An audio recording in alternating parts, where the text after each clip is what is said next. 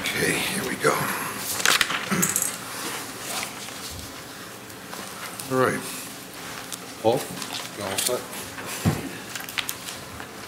Thank you, Mr. Chairman. The first item up for tonight, we have a request for the use of the town common from Doug Place, who's a resident and longtime business owner here in town.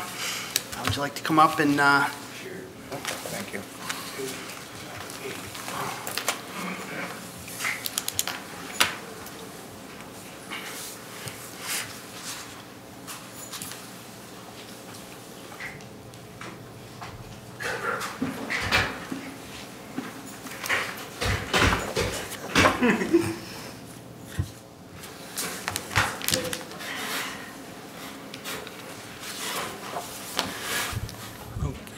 Hi. So, yeah, we are associated with a group called the National Ataxia Foundation, and we approached the town about having an event on October 12th, which we call a walk and roll, but obviously there's not a lot of walking involved.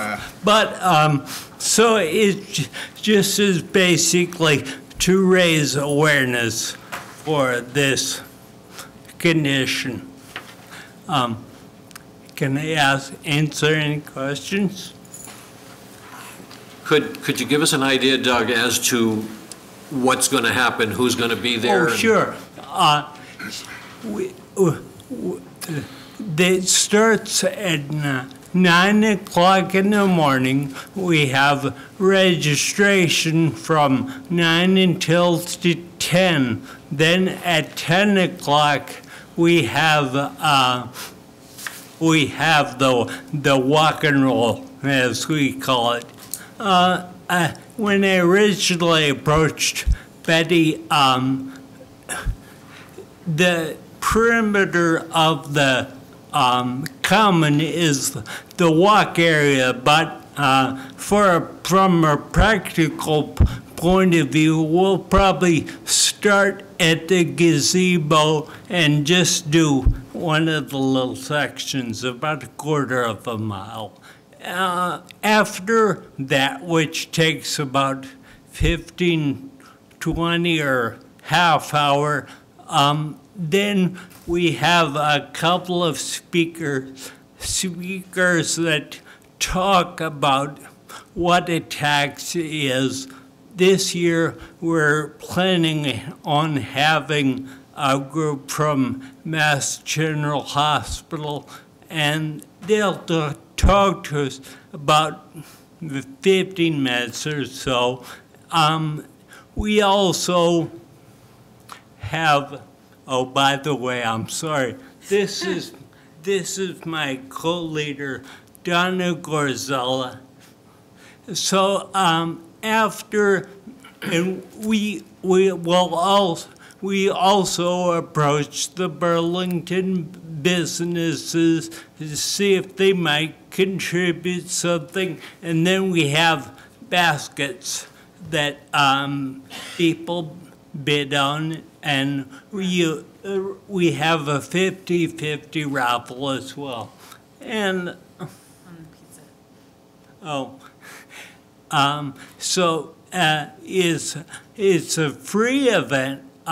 We don't have any admission, and the first about 100 people that come, and we're hoping that we get around 100 people, but so we're figuring for the first 100 people, we also give them one of these walk and roll t-shirts, and we also had a question. We weren't sure. Typically at these things, we will work with like a local pizza company, and we buy pizza and give out, you know, a slice or two of pizza to the people who come. So we weren't sure about the food thing, if we needed a special permit for that. If, Mr. Chairman, if I may, I would say you'd want to ask the Board of Health for confirmation on that, Doug, Okay, because they're in charge of all of that. all right. Also, if you haven't already, check with Recreation, because they're the ones who will turn the electricity on for the speakers. Right. I need to check with them about that, and also I wanted to come to the school committee meeting tomorrow night to see, we don't really have a contingency rain date, so I was going to ask them if the weather is bad, if they had one of the gyms at the school that we could use. So other than that, I think the only other question that we had was regarding, I know that the town is fairly strict about how they allow people to use the banner space on the corner, and I didn't know if that was something that maybe we could make use of the week before the event. That's a question. We'll have to check, because we don't know if it's available that week, Doug. So that's one of those things we'll have to check with and get back to you on. That's fine. But we'll make sure you know how to do that if it's available. Okay. Do you have anything else? No, so just basically the Board of Health would wait for. Yeah. That's about it from our end. I think the whole thing the whole event usually wraps up around noon. Donna and I have also, we are also doing this. We've done it for the last 2 years up in New Hampshire at a venue up in Londonderry. So they start at 9 and they end at noon. And that's it, that's about it. Also, Mr. Chairman, may I? Yes, go ahead.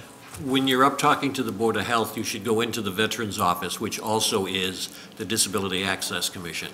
Oh, yeah, and Don and I also, I think their next meeting is next Tuesday morning. Yeah. So we plan on attending that as well. Okay. Okay, very good. Yeah. Yeah, thank you. You all set, Bob? Yes. Jim? Doug, do you have any anticipation on this crowd size? How many people?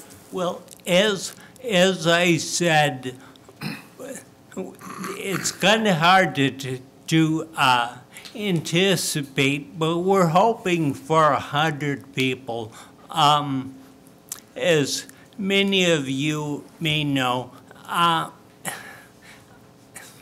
was a business owner in Burlington, so that's why we thought that it would be such a great opportunity, because I knew a lot of these people, but actually, anticipating how many people might come out is a little difficult to do, but we're kind of thinking around 100.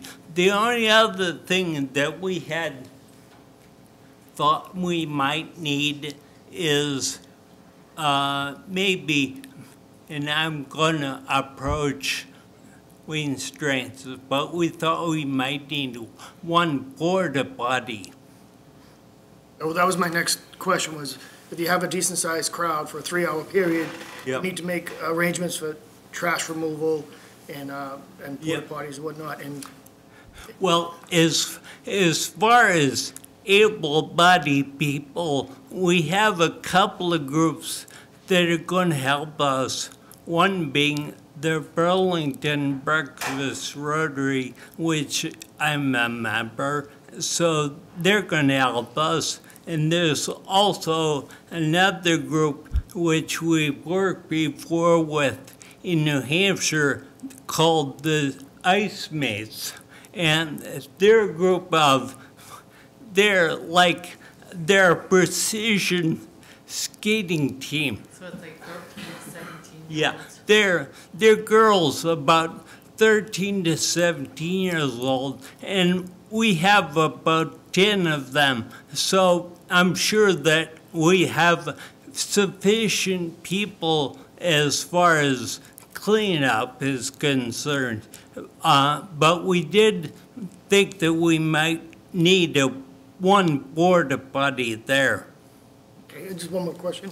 I anticipate that a lot of the participants are gonna, as you call it, it's a walk and roll, be handicapped or disabled. Yeah. Our handicap parking is very limited around here. Right. So maybe we could work with either DPW or police to block the spot in front of Town Hall as handicap for that day, or do something so that we're expecting a large crowd of handicapped persons with handicap plates or placards. Maybe make arrangements to do some temporary handicap spots. That's all. Great idea.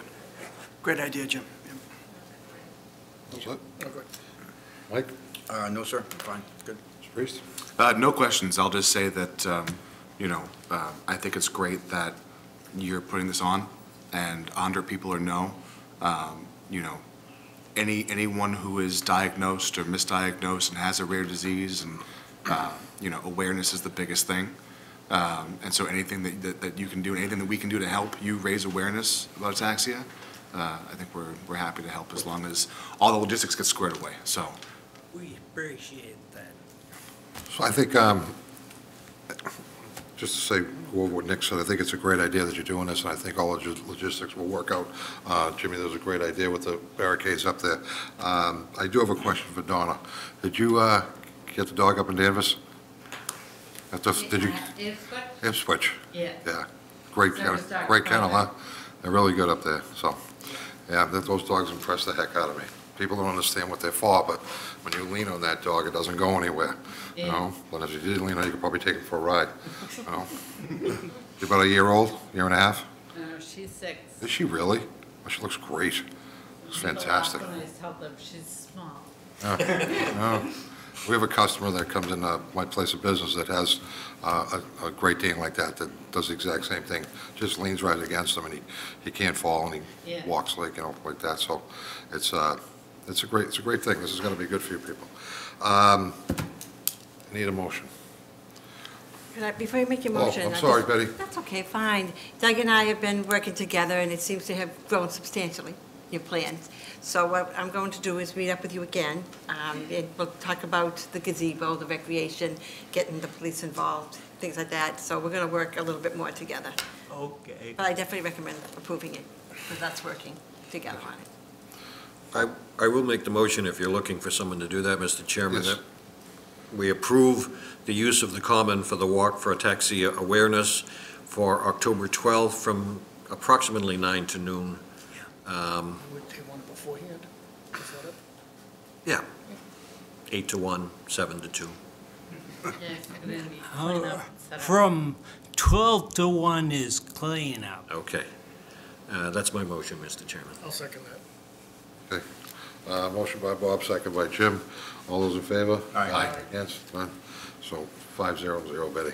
Okay. Congratulations, good luck. Okay, Thank Doug. you. Good luck. Thank you, Doug. Thank you, Donna. I'll follow you.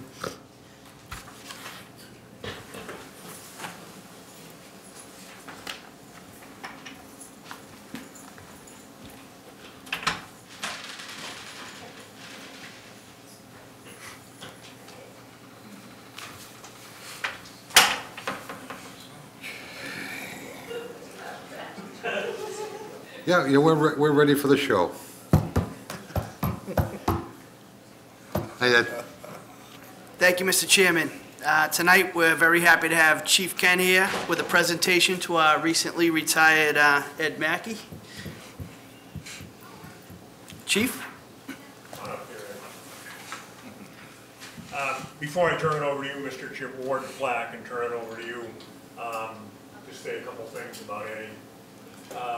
34 years of service to Burlington. Born in Burlington, grew up in Burlington, and is going to stay in Burlington. Yes. Loyal to this town. He knew everyone in this town. Eddie helped people right to the end. We were talking about an incident in Market Basket where you ran into a lady and went out to lunch. But I know he couldn't have done it without his family. Wife Marie, his 2 daughters, his brother and sister, and mom are here. And I can tell you that being the wife of a police officer is easy, some strange hours. And the only thing harder, I think, is being kids of a police officer in town. Isn't that right, Chris? Yeah, it absolutely is. So we thank you, too. Eddie, 34 years, and everyone in town knows him. Luckily, he's going to be around as a special, but he's already being missed. It was strange coming into work this morning after the big Parcel win last night and not being able to break the game down after a we missed it. So, without further ado, the plaque I'd like to present, Edward J. Mackey, ID 44, Badge 1, Burlington Police Department, appointed patrolman 11/2/1985, Metropolitan Police Academy, February 3rd, 1986 through May 23rd, 1986. Awarded Badge 1, significance of the senior patrolman in the department, October 24th, 2016, and retired July 5th, 2019. Ed, on behalf of the Burlington Police Department, thank you for 34 great years, my friend. Thank you. Thank you.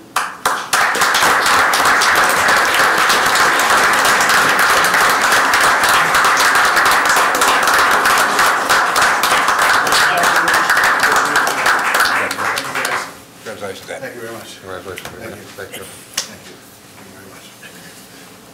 So before you go away, we do have some things we'd like to talk to you about. So, you're probably going to want to sit down for this. You want to take pictures first, Chief, with them? Tommy, you want to take a picture first? Yeah.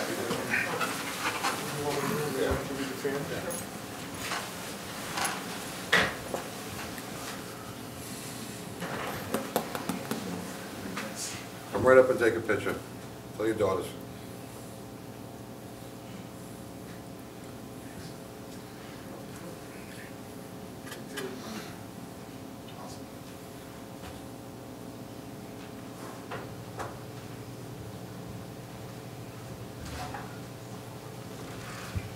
Eddie, do you want one with the wife and the kids?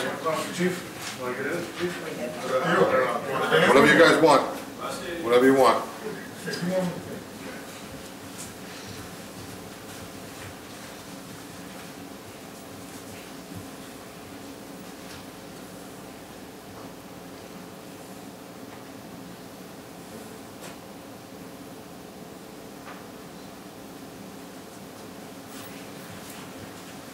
All set? Want any more? One with your mom?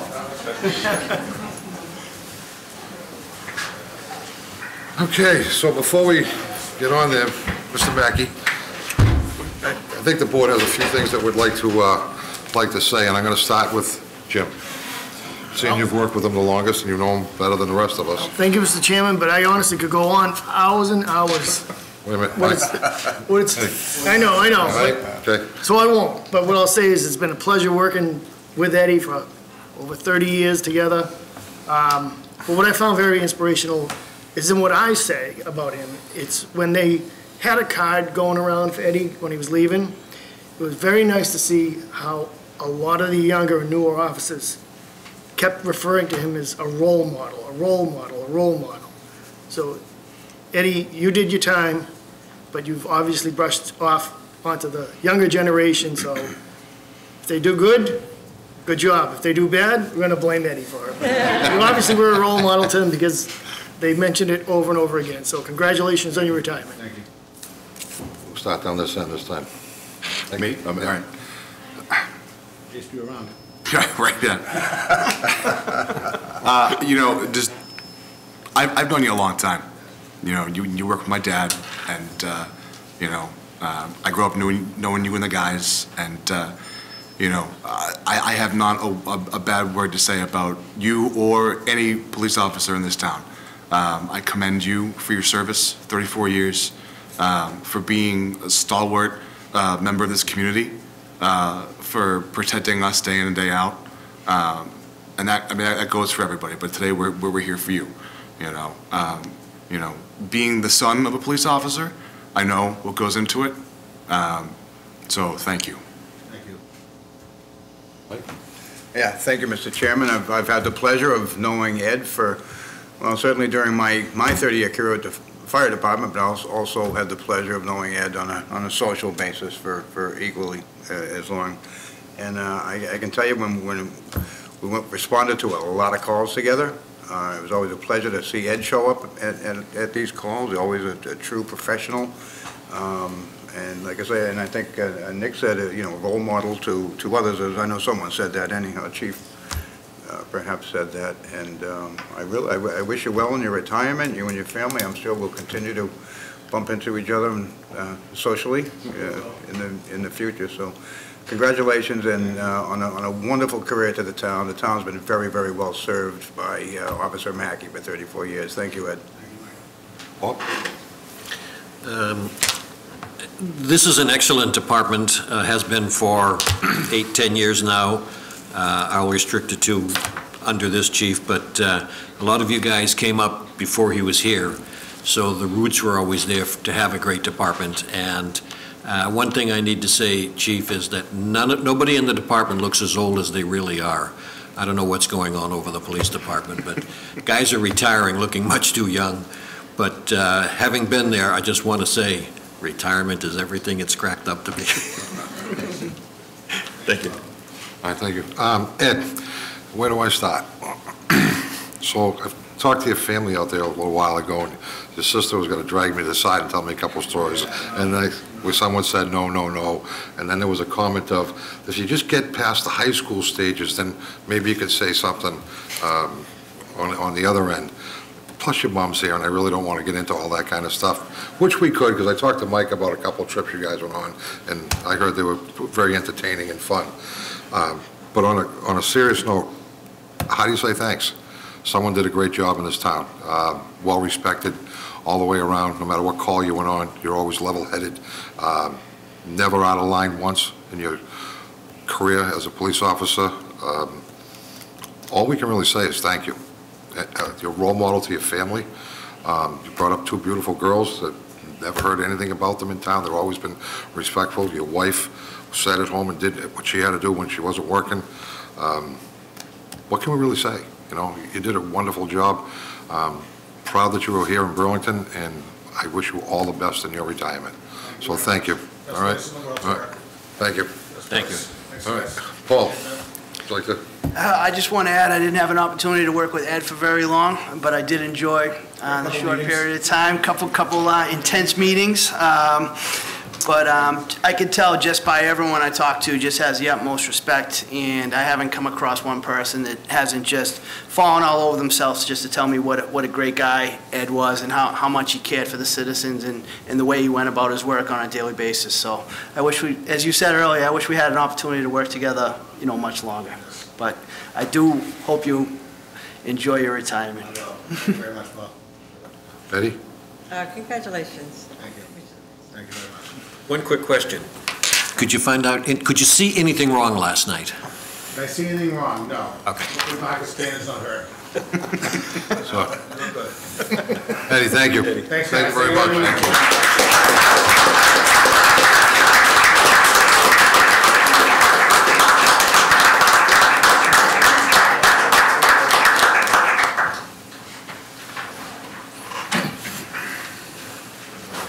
Room clear.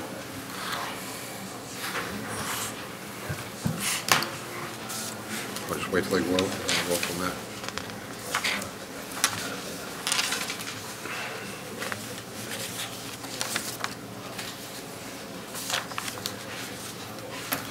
Okay, Paul, go ahead. We'll start. Thank you, Mr. Chairman.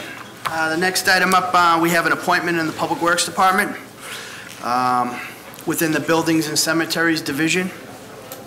Unfortunately, John Sanchez is out of town this evening, so I'll do my best to provide you with an update. John and Frank Anderson completed interviews on September 5th, and after a review of qualifications, have selected Donald Macneil for this position.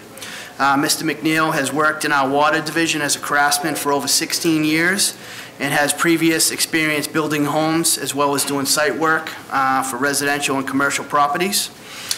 So with John's recommendation, I hereby appoint Donald Macneil to the position of Building Maintenance Craftsman Laborer in the Burlington Public Works Department, and request that the Board of Selectmen waive the standard 15-day waiting period.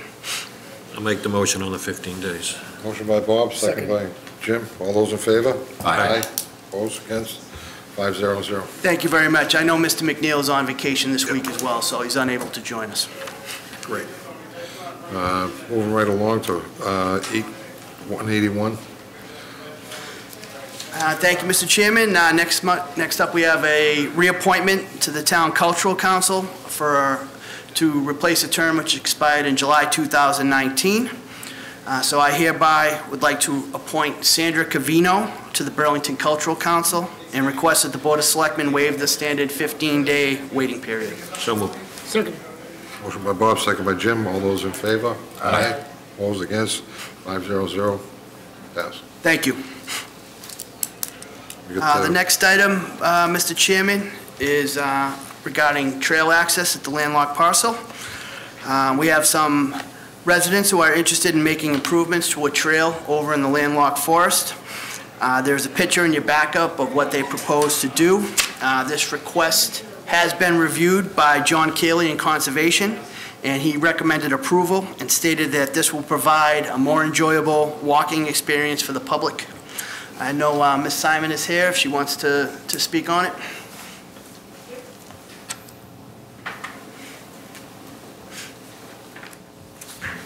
Good evening. Martha Simon, 5 Willow Way, and I'm here to represent the Friends of Landlocked Forest. If you had a chance, I brought a couple of copies if somebody didn't get one, but you have it.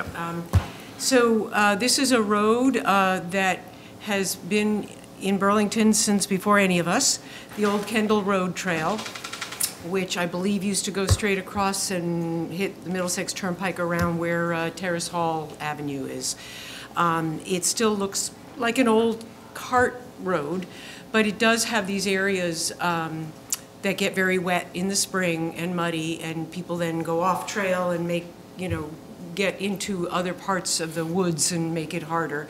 So they are recommending this relatively narrow wooden walkway so that during the wet season people can use that to get over the muddy part, and the rest of the road would continue to be used for that. I also want to mention that I'm really delighted because the Recreation Department has also started having activities in the landlocked forest. They've had a couple of mountain biking days in the last couple of years. They've had large groups of, they had an adult ride and a kids ride on the same day, and they had a barbecue. So I'm really delighted that more and more people are using the landlocked forest, and this is a way to preserve the trails, to preserve the woods, and to improve it. We're very fortunate. The New England Mountain Biking Association is very involved, and they have the equipment and the expertise for building these kind of trail improvements. And so I hope that you will, we're sponsoring them, the Friends of the Landlocked Forest. So we hope that you'll approve this trail improvement, and if you have any questions, I'll be happy to answer. Okay, we'll start with Jimmy. Yeah, thank you, Mr. Chairman. Martha, is this permanent structure or movable? I believe it's permanent, although actually the picture here doesn't look, like it's, if it needed to be moved, it could be moved. But the other places where there have been trail improvements are either right in the soil and the, clearing areas, or they were boardwalks which were built, anchored into the wetlands. But this one, I'd have to get more information for you, but this one looks like it's going to be laid on top of, and they may have to do a little digging to make it level, but that's my sense. Okay. But the idea is to make it not temporary in the sense that it would get thrown around or whatever. Okay, well, I was saying, for two reasons. One, vandals come along and could move it very, if they could move it would be an issue. Or two is, the other part is, does buildings or engineering have to chime in on this at all, where it's a structure? No, because we've built boardwalks before, and that was even more involved. The Conservation Department, John Keeley, has gone out and looked at it. Okay. And he's looked at these plans, and he thinks it's the right way to go for moving forward. Okay, so that's all, Mr. Chair. Bob? Martha, does the bike organization, you said they have the resources to do this.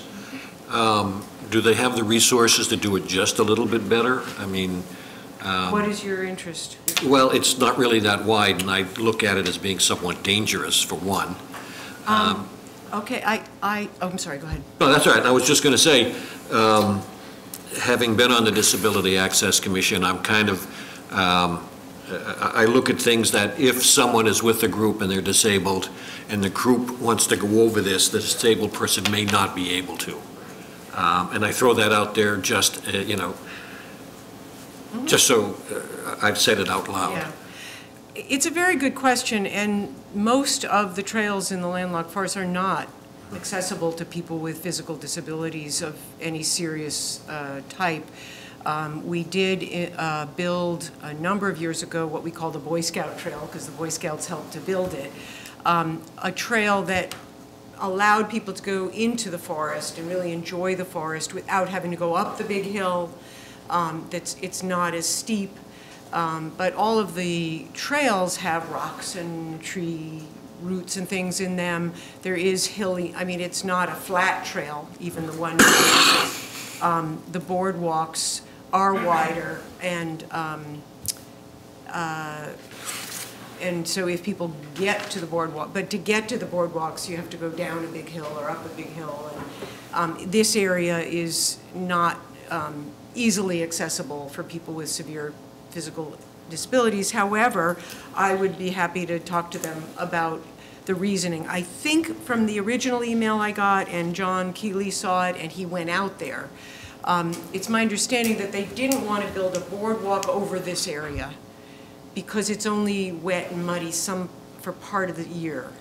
And so what they wanted is to leave this old, it's actually a historic road in Burlington, this old trail, relatively intact, but put this side area in to allow people to go through in the muddy season.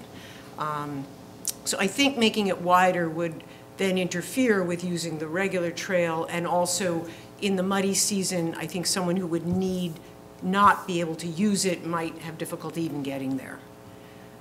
So if you'd like, I'd be happy to find that out for you, but, and regardless of if you decide tonight or not, I'd be happy to find out and get back to you on that. Thank you, Mr. Chairman. Mm-hmm. All set? Nick? Thank you, Mr. Chairman. Martha, do you happen to know how long this proposed construction footpath is?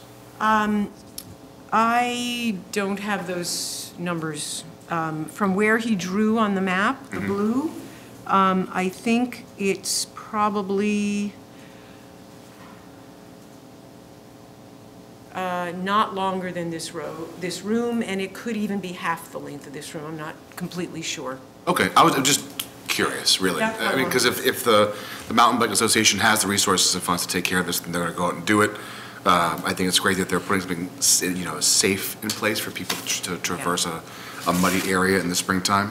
To Bob's point, though, if we're looking to invite people into the landlocked forest to experience it, and we want to consider down the road doing so, I mean, to you guys, I'd entertain a conversation where we discuss the possibility of more structured paths that may be ADA compliant to get folks out there and enjoy the space.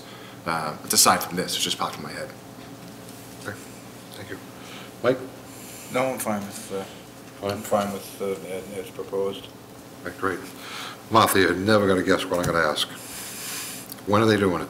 When do they have I'd it? like to do it this fall, which is why I So heard about it and I got this fall onto this. before October, or this September, or? Is it before deer hunting season? I actually am not sure. I know where I was going.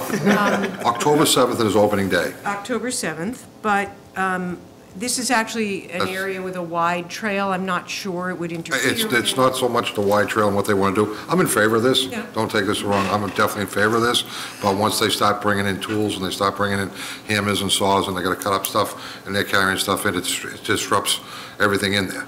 So these guys have been scouting the areas, they've been working on it, so I'm just trying to figure out time frames so I can let these guys know if there's gonna be in there the second Monday or second Saturday in October, I can maybe sell, because I know, looking at the map, I could probably tell you where 12 tree stands are right now. Okay, Just not right now, because they're not allowed in there yet, but where they're all going. Well, I have there shouldn't be efficiency any in tests there coming now. up on September 22nd for these guys, and I'd like to find out when before the 22nd of September, just so I have a proficiency test. They have to take that test every year, so I have that test coming up with the 22nd. I'd like to talk to them and let them know, okay, listen, this area right here, they're gonna be putting up this thing. It should only take a day if it's only this big. I think so. It should only take a day, but it could disrupt everything going on in there with the wildlife, and I wanna make sure that if a guy's in this area, up on top, you see where the blue is, where you put where they're gonna put it in. Well, I know for a fact, what are the numbers here? 35, 34, 30, right around 33. I know there's a bunch of tree stands in there in the area because the deer like the wetness too. They like to hide out in it. So I know there's guys that want to put tree stands in that area, and I can work together with you or this group, this bicycle group, so that nothing really gets disrupted. If it's only going to be one day, that's fine. But I do want them to understand that if they're in there after Monday, October 7th, there's possibility there's got to be in tree stands up there. And we know it's archery only, and we know that they can't hunt from the ground. We know they have to be in an elevated tree stand, but they are in camouflage. So that's a rule that we set up, and during the shotgun season, they have to wear orange. So we know all these, that's later, that's not till December. But just to get coordinated with them so that the two groups can work together, because I know the bike group's totally in favor of the hunters being in there, and the hunters like actually having the bike groups in there. Now they're gonna do construction and build this in there, that could be a difference of, okay, you know what, we're not gonna go in that day because they're gonna push to your left, push to your right, and whatever else it is. Yeah. And there's guys in there all summer long that trail cameras setting up to see the patterns of the deer, or where they're going to bed down, where they feed, where they water, so all these different things. And in that area right there, there's a 12-point buck running around, and someone will get very upset. 12 what? 12-pointer. There's a big deer in there. Okay. They're trying to get him for 3 years. But he's elusive, very elusive deer. So how many hunters do we have? Right now, we have 18 for this year. Last year, we had 12. And how many have to wait till after their test on the 22nd?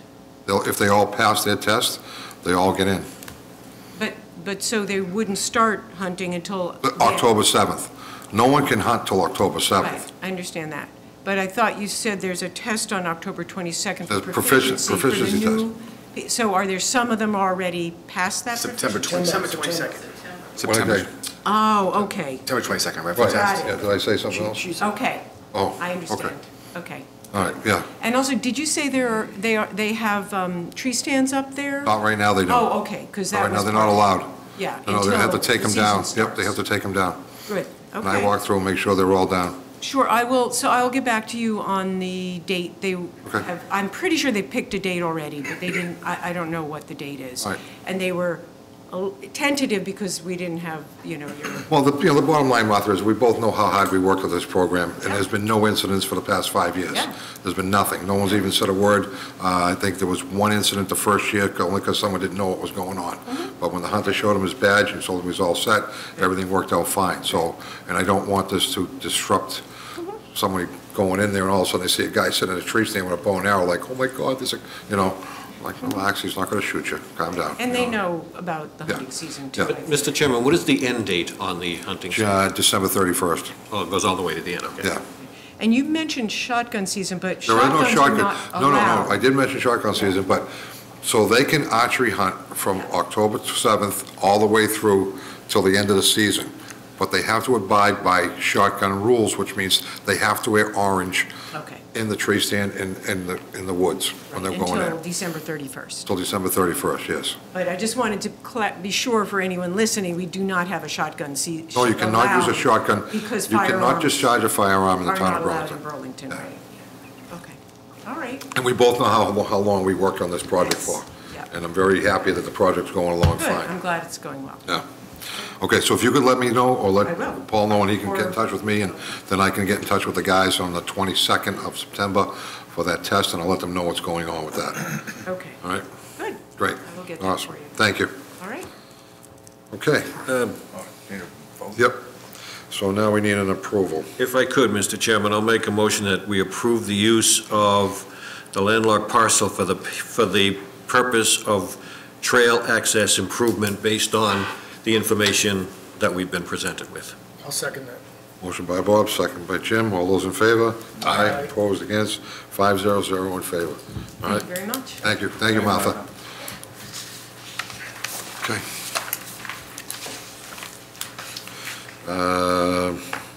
183, Paul. Thank you, Mr. Chairman. Tonight, we have the proponents of the upcoming zoning article to amend the PDD at Northwest Park to provide an additional 300 housing units here to present to you. We originally had heard of this proposal last May, I think, but the applicant has since then been trying to put together a pretty unique proposal centered around affordable housing aspects of this project.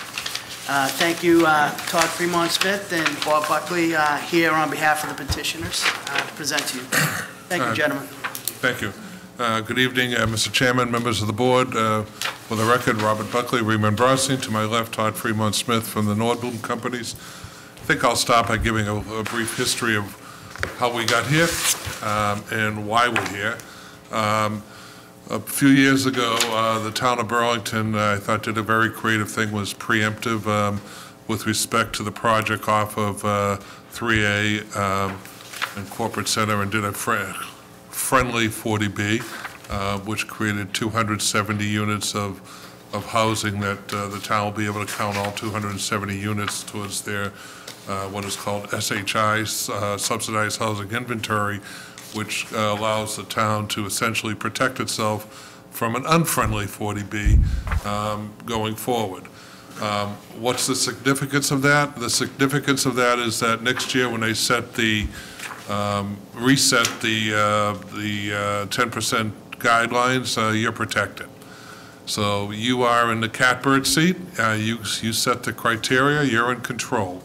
And the last time, a few decades ago when this happened, I was actually involved with that with some people sitting here in this room, where the Grandview Farm was came out of that process, where the town took the initiative and created something very creative and actually won some state awards for that.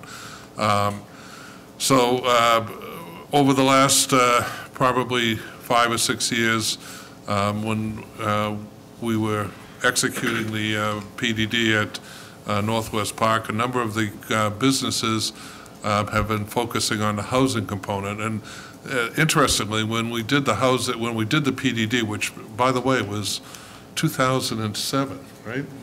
Seems like it was yesterday, but it was 2007. We convened a summer group that was comprised of many residents of the town, and we spent the summer talking about it. The original proposal was for 1,200 units of housing, and the town said, well, do 300 and come back to us as you need, and we'll consider it. And what we're finding is a lot of the businesses, when they come to us now, are saying, what's the housing? We need housing. We need housing to activate the businesses. They want their employees, which, by the way, is their principal asset. That's what they will tell you. We're going where the housing is because our employees want to live, work, and play, which by the way, I've grown to hate that expression. But I have. I believe it. It's been so used that it rolls off the tongue, but it's so toxic. But that's the truth. They will tell you that becomes a critical component where they go. And so when we were looking at this to try to debate coming back to town meeting for housing, We're aware of the sentiment of the town with respect to, particularly with respect to multifamily housing. But I had the honor, and I do mean it was an honor. I sat on the master plan committee, 52 meetings of that master plan committee. And what I heard from a lot of the people who sat on that committee, well, and it was really eye-opening, is that there really is a need for senior targeted housing. And that's very difficult to do because you're dealing with a number of different components. You're dealing with age discriminatory statutes, both on the Federal Housing Act level and local level. So you try to balance discriminatory laws with housing laws and town objectives, and how do you do something that passes muster? And you have the control. So we spent the last year, I forget, maybe it was Paul was saying we came in May, and we tried to think of a program that we could come forward with and say, okay, we have to balance the two. So we said, okay, you're in control. You can decide what you can do. You can either go with senior targeted housing, where you develop the rules, the guidelines, subject to compliance with law.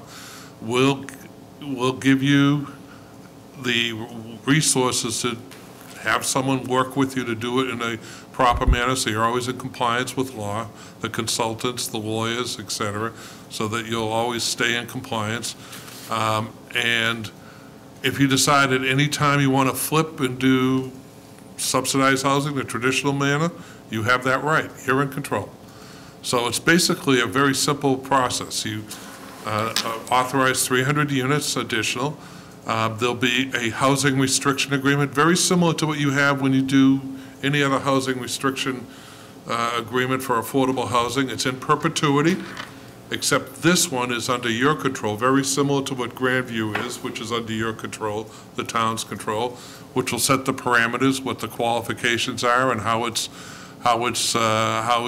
the criteria is for financial, what the rents are, and how you subsidize those, how you select the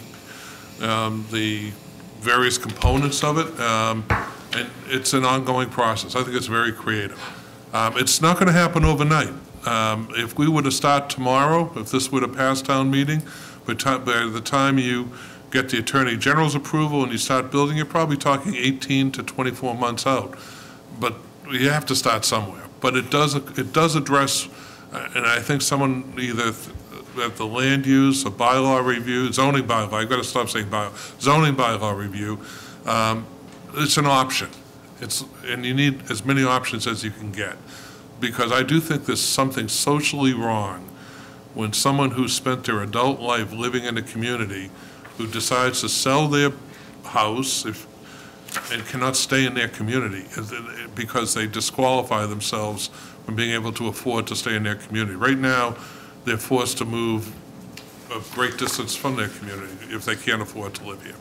And that on a number of different levels is wrong. But this is one option. It's not for everyone, but it's an option.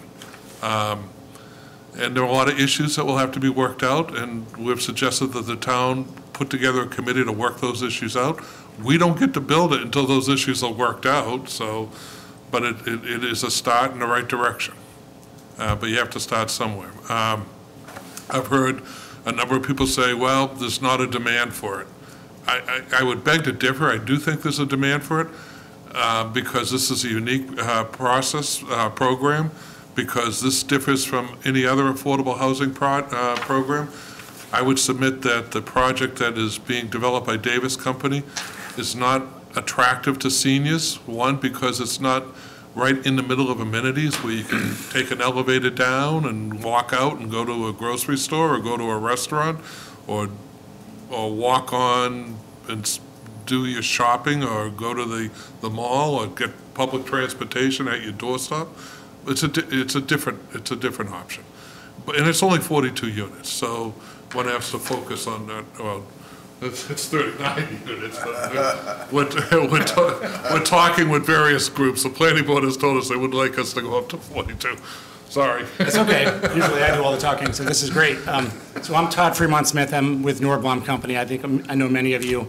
I'm the guy in my office who thinks about the future, and I get faulted for that very often, but I am thinking always about what's the next thing. You know, when we built 3rd Ave, we got Wegmans open, and that brought a lot of energy down to that corridor of Middlesex Turnpike. Then we opened up all the restaurants and shops on 3rd Ave, working with you guys, and then we opened up the Archer Hotel, and that added something. We opened up some housing, and then we brought online Lifetime Fitness, which added another dimension to the park.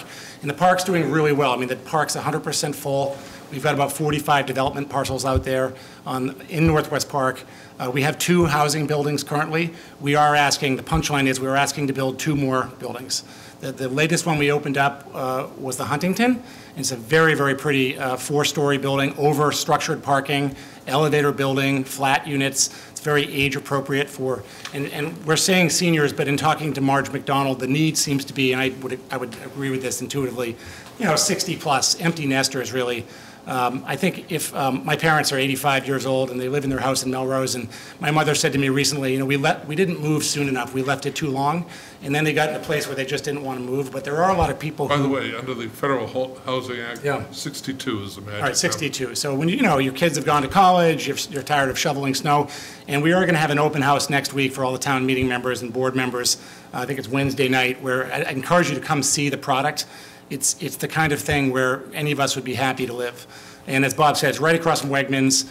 These residents are some of our most happy, enthusiastic residents. They love being in community, not being home alone. They love being across the street from Wegmans. So we do think there's a need. We are committing here to build 2 buildings, not 1 giant building. And as I said, the last one we built was a 117-unit building, which we think is a nice scale. So you're only talking about finding 15 to 20 filling 15 to 20 apartments, whatever the math is at 13 or 14%, wherever we wind up. And we do, and I firmly believe that with the right outreach, we can find people. And I think once 1 or 2 people move into this program, others are going to start scrambling to move into it, because it is an option. Not everybody wants to move into a brand new flat, as it were. Some people want to stay in their houses forever, but other people want to downshift. Some people are moving into Boston, some people move to Florida, but some people might want to just stay here in Burlington and be in a maintenance-free elevator building with their car in a garage under the building. So that's the pitch. In terms of the, and it really doesn't change. I think if you guys know Northwest Park, 3rd Ave, I think you know what's going on up there. What we're saying here is not going to change anything, really. It's just a text amendment to do 2 more residential buildings in what is really a very large, it's a very large canvas that we have to sort of create what we're creating up there. People ask, what is affordable? So the average market rent now at Northwest Park, if you can believe it, is approximately $2,900. Under this program, the affordability component of this program, the units would rent for an average of $1,400. So that's a $1,500 discount to market. So again, does someone want to move into this brand new sort of condominium quality building? Well, they might for $1,400 a month. That's not. Excuse me real quick, is that $1,400 for a 1-bedroom unit? Well, that's the average, where they're between 1s and 2s, and I don't have the math in front of me, but we do about 50% 1s and 2s, Mr. Chairman. So it does work out to about $1,400 on average. So maybe one's 15 and one's 13. That's the average math, and I got that from our financial analyst, so that's accurate as of today. So the monthly discount is about $1,500, and times 42 units if we were to build all the units. You'd have a monthly discount of about $63,000, or about $756,000 a year off the market rents, which would be a discount available to Burlington residents, or however Burlington decides to define that senior affordable program, which is a significant discount. I mean, that's part of the program, but it's meaningful. Great. So they truly would be affordable. So we ask for your support. Okay, gentlemen. Bob? Thank you, gentlemen. First of all, Todd, you either give away your age or where your family roots are when you talk about moving into a flat. I spent some time in Britain. Sorry, but I think it defines well it's a good term. This working group that you talked about, Bob, will some of the things they be able to do is clarify, I mean, you said senior housing versus subsidized housing. Would we be able to ask questions about what that means as relative to what we're talking about for these units? So those kinds of things would be able to be explained. I don't want to go over the wall right now. Yeah, yes, I mean, what the parameters are, how you set your priorities, who qualifies, very similar to what you did in Grandview. What and the beauty is, you're in control. Yeah, this would be a private-public partnership, public-private. This is not a state-administered program. Again, you have to be careful in terms of how you set it up. That's why we think that we're making a commitment to fund either an attorney who specializes in housing or a consultant to work with the town to make sure you don't run afoul of housing laws or whatever, because I think that's important. Either you don't want to step on anything. But that being said, yeah, you set the parameter. You do it on Grandview. You know, what I did this week, which I think is enlightening, I really think it's an educational process. I looked at your application for Grandview, what you do when you send out an application for something, and you look at what the state sends out, night and day. If I saw the state application, and if I was a senior resident or whatever, or someone looking for affordable housing, I'd look at it and I'd actually be concerned. How do I fill this out? It's night and day. And where does it go, and who has, even though it's confidential, and what's excluded and what's included.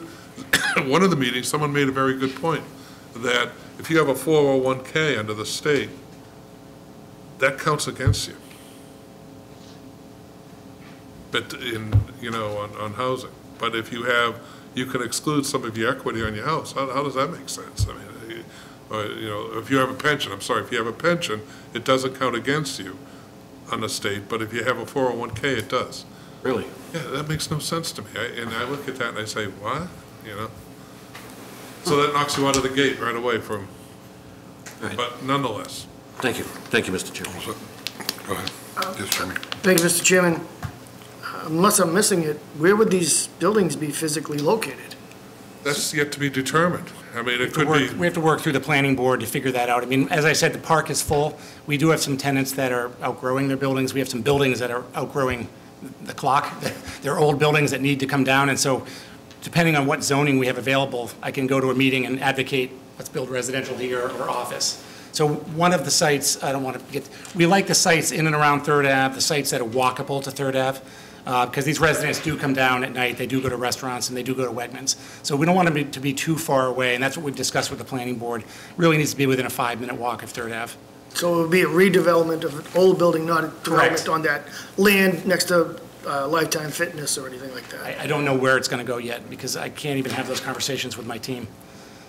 And bear in mind, one of the problems with the land next to Lifetime, as you get to Middlesex Turnpike, you have a height restriction. Yeah. The way that zoning works is, it steps up in height. So along Middlesex Turnpike, you have height limitations. So you have we're not changing any other zoning limitations. So as you go deeper into the park, you can go higher. So ideally, you'd probably want to do it down along Route 3, but along Middlesex Turnpike, Yeah. you have a height limitation. Nothing else in the zoning changes. It just changes that 3 number to a 6. So you have all those other limitations you have to move around, but no one's going to spend that type of money up front if you know you can't do it. No, I agree. I was just Yeah. a little confused because it's There's a lot of area, Jim. 2 buildings, but we just don't. They may not be together, they may be in different areas. We too. literally take down a 27,000 square foot, single-story flex building, and we can put up the Huntington in the same footprint, because it's a 4-story structure on a podium.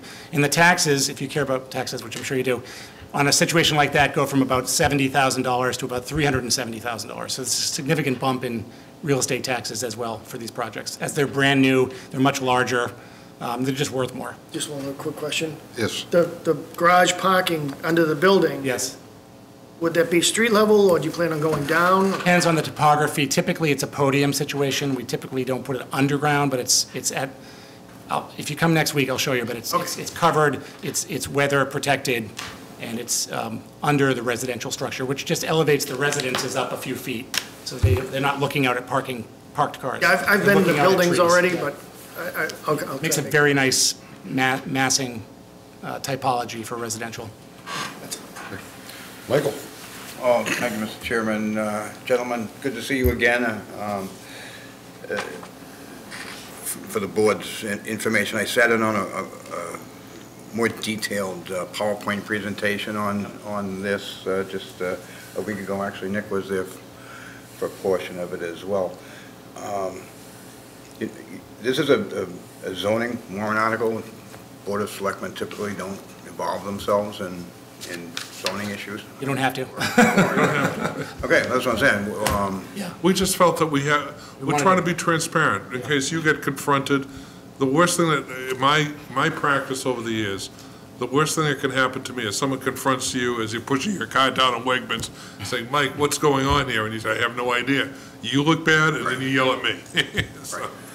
Well, during the PowerPoint presentation, it sort of seemed to me as if you were looking for some sort of an agreement with the Board of Selectmen regarding the affordable units in terms of administering the program. We said the town. Okay. You are the town. You can delegate that. There were some concepts discussed at that meeting. We went back to a later land use committee meeting at night, and they basically, that was a master lease concept or something. They told us that's off the table, so that's gone away. We did get, incidentally, land use committee, I don't want to speak for them. When we left their last meeting, they seemed very enthusiastic about this to me. We're still working with ZBRC, and I see Sherry behind me, and we're still working with the planning board, but we would like to win the support of each of these boards, whether or not you decide to take a straw vote or whatever. But and Mike, on that point, I will tell you that the way HUD does it, when they do federal programs, they do it as a master lease. The developer just master leases a number of units to the town or whatever, and the town administers them. But you can do whatever you want. When you say that, well, Bob, that's my concern. When you say the town, well, who? You're the town. You can delegate it. You can do whatever you want. I'm not the town. Okay. The town. You are the Board of Selectmen. Paul? You are the town. The selectmen can delegate it to, you can appoint. well, I think ultimately town meeting will either allow us or not allow us to build additional units. Right. And if they do allow us, what we're committing to as a 50, 60-year developer in this town is to working with Marjorie McDonald, working with this board, whichever board wants to be involved, to come up with a creative public-private You could say the housing partnership. that administers. We administer the housing, we manage the housing, we hire third-party consultants to run the lotteries and to manage that whole process. So Right. there's no fiduciary responsibility on your part or this board's part. We're not asking for any agreements or. It's more just a management agreement. Well, that's not what I heard. There was an idea floated There at was- that hearing there was that's gone some away. Discussion of perhaps, you said, Yes. North Bloom will set the rents, the town will determine the rents and subsidize anything short of the No, monthly rents and- those were discussion points. Nothing is, all we're voting on is the 300 units going to 600. All right, but I left that meeting and I had quite a few questions, honestly, and I had suggested to you, so it should come as no surprise, I suggested to you that perhaps we slow our roll on this a little bit, give us an opportunity to really sit down and work out something, cross the Ts, dot the Is, and perhaps come back in January. It doesn't sound like you are interested in doing that at this point. Well, we hear the question, and I respect the question. I mean, I think it's, for us, a very simple text amendment, just changing the 3 to a 6, and the idea of using the affordability component to create something more interesting, I think, in terms of senior affordable, is interesting to us, and we're hoping to the town, but I don't think the question's not going to change in January. But if we can't come to that agreement, Yeah. we can't do anything. So if we get the text amendment, it's in our best interest, because the way that the zoning works, we need that agreement before we can do anything. We can't execute or build any units unless that agreement's in place. The agreement with who, Bob? I'm asking specifically who that agreement needs to be with. Does it need to be with the Board of Selectmen? Does it need to be with the Planning Board? Does it need to be with town meeting? It has to be. Who is gonna? It's very similar to as you do with a housing restriction agreement. Who signs those? The town, the Board of Selectmen sign those. You sign. So it's just like an affordable housing agreement. You sign the housing restriction agreement for the town. When you do an affordable, on any of the affordable housing agreements, you sign them as on behalf of the town. Who signs the 40B agreement? Right. Yeah. We do. Yeah, okay. Yeah, it'd We be do. the same So type. It's kind of to my point, that it ultimately end up in our lap here. And I would like that opportunity to fine-tune that agreement before I were to give you a blessing for the zoning amendment, honestly. We hear you. We hear you. I mean, Yeah. again, nothing would go forward without that. We're saying you can have counsel to review it, but nothing would go forward. We can't do anything without you signing that agreement. Just like when we got the Tremont and when we got the You're first saying tranche. exact same thing. We got the first 300 units approved at town meeting, and then we had to work through all the, Like Davis could not go forward unless you sign that affordable housing agreement. You can't get a C of O. I see Mr. Doherty in the back there. I don't think we signed off, I don't think we were involved in Tremont or Huntington. Jim, were we? I think that went through planning board. You're kind of blending a little issues. Jim, could you do me a favor, just come up front? Yep. Thank you.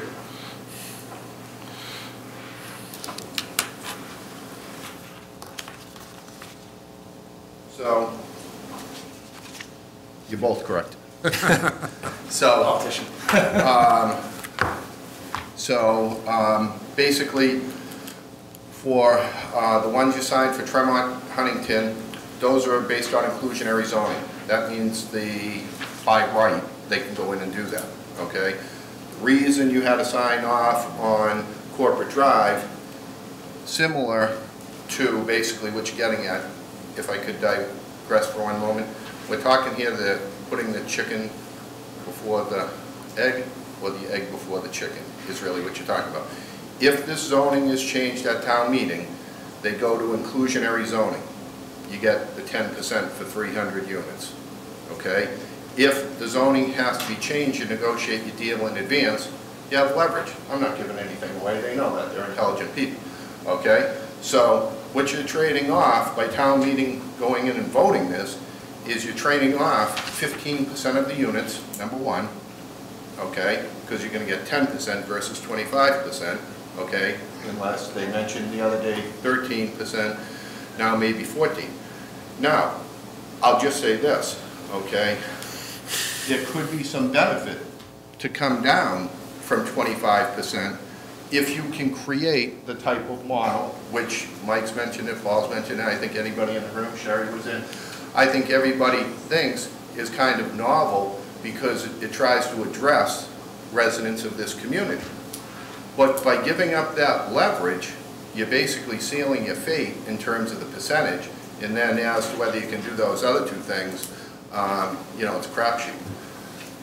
Do I dare say, and I'm not a politician, so I can say this because I don't have to get elected like a lot of other people do, and I commend people for stepping up to do that.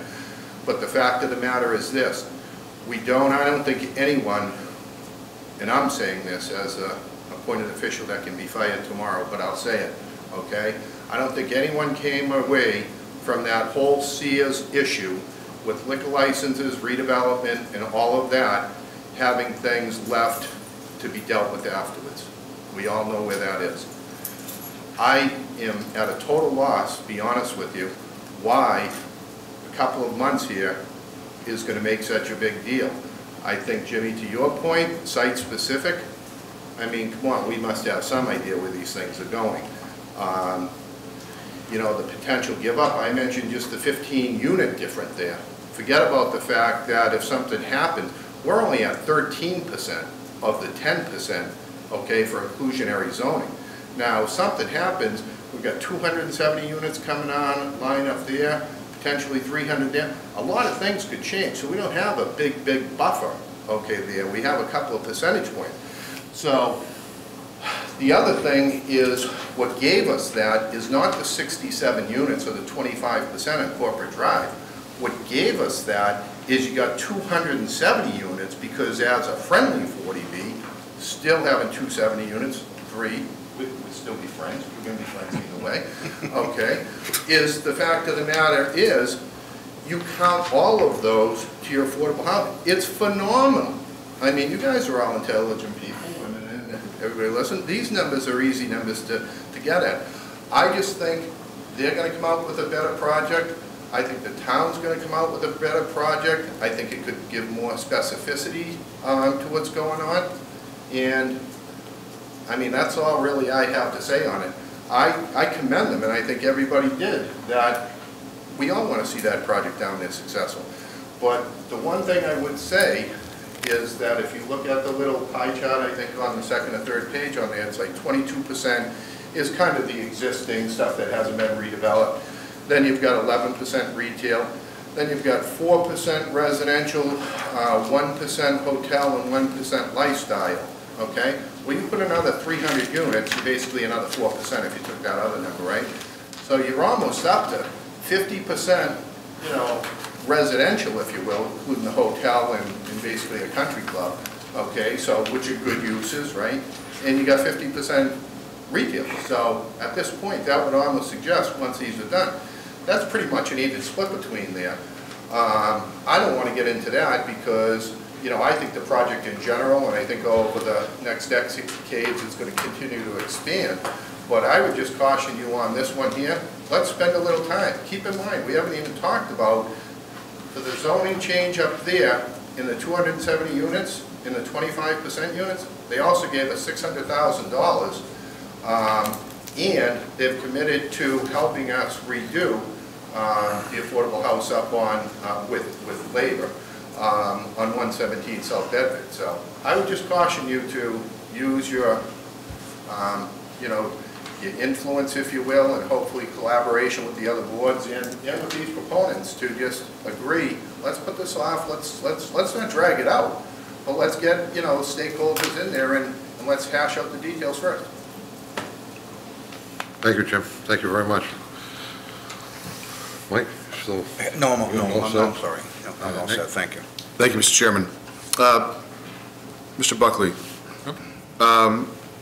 if town meeting votes yes, and the town of Burlington and Nordblom cannot reach an agreement with regard to this master lease proposal, what flexibility do we have in terms of adjusting the percentage back to the 25% of SHI if that was the wish of the people? Are we locking ourselves into 13% of SHI? Should we not? If the town meeting says yes, we can't build because we haven't come to an agreement to govern the units.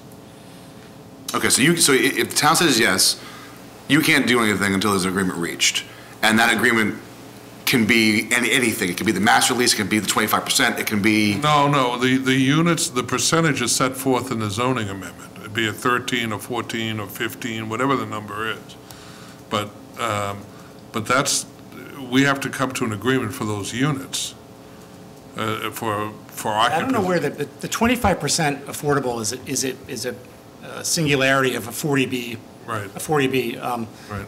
And frankly, that creates it's a good different project for some reasons because you get to count all the units in the project. It's not the product that we want to create at Northwest Park. That's too high an affordability component. Sure. For a variety of reasons that changes the character of the building. So our base zoning, 2007 zoning, is 10% affordable. What we came to the town with was increasing that to 13%. The planning board has since argued us up to 14%. These make big differences, not only in the pro forma of the building, but in the character of the building and the type of ambiance of the building. So, you know, that's the world that we develop in. And sure. No, yeah. I'm understanding you, I think 95% of the way. I think a lot of folks at home who might be watching this, or even myself, I want to make sure that everyone understands there's SHI, and then there's what we're all talking about, which is affordable housing. It's a private, public. It's a private agreement that we're talking enter about into. is the town of Burlington controlling housing that's targeted for seniors. Now, at any time, the way this works, at any time, you can flip it to SHI. It's your call. But at that point, we'd only have whatever X% was agreed upon. Correct. That's right. Which is to Mr. Dory's point. Right. Yes, but we're not asking for a 40B at Northwest Park, so the 25% is moot. Right. Okay. It's moot. All right. I had to say, personally, I find this very interesting. Like Mike said, I also sat in on the meeting back at the end of August. And, you know, what you're proposing, taking SHI out of the equation for a moment, really does hit a nerve with the community. I talk to a lot of folks, and my parents are in this boat, where they're, in their early 60s and wondering if they're going to stay in the house or they're going to sell it, and if they do, where they're going to go. And, it's a lot of, I think, undue stress. Especially, we're talking about a lot of baby boomers who, they bought a home and they invested in that home, right, and spent the last 30 some odd years in that home. So there's an emotional component to it. I find this very interesting from a mixed-use perspective. Tackling that nerve of seniors who don't qualify for SHI, who would like a place to go. I think that's why Grandview is so successful. Because we provided an alternate opportunity for people who do not qualify for SHI. It pains me that the state can't make adjustments knowing, what's going on. I think we've all said it, and we said it, in August, commend you for bringing this to the town as an opportunity to pursue, as opposed to just slapping in more affordable housing. And I hate calling it affordable housing. It's an option, too. It is an option. It doesn't fit everyone's shoe. Right. It's an option. People will say, I'd rather have a condo, I'd rather have a house, I'd rather have a senior community. But other people don't. It's right. An option. And, it's also very interesting, I know, Jim, you had mentioned in your memo to us at the end of last week, about the pros and cons of commercial versus residential. And I very much appreciated that. Thank you. The one thing that sticks in my mind is how much corporate life is shifting.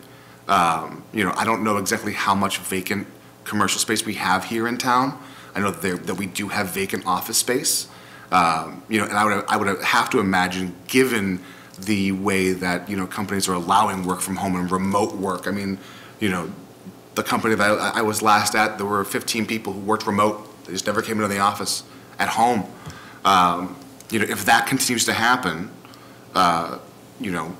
what happens to the commercial space that we have? On that point, there was an interesting article in the Wall Street Journal today. It's changing dynamics on major cities, that people are relocating out of New York or Chicago, whatever, and moving to Portland, Maine, because they can work from home.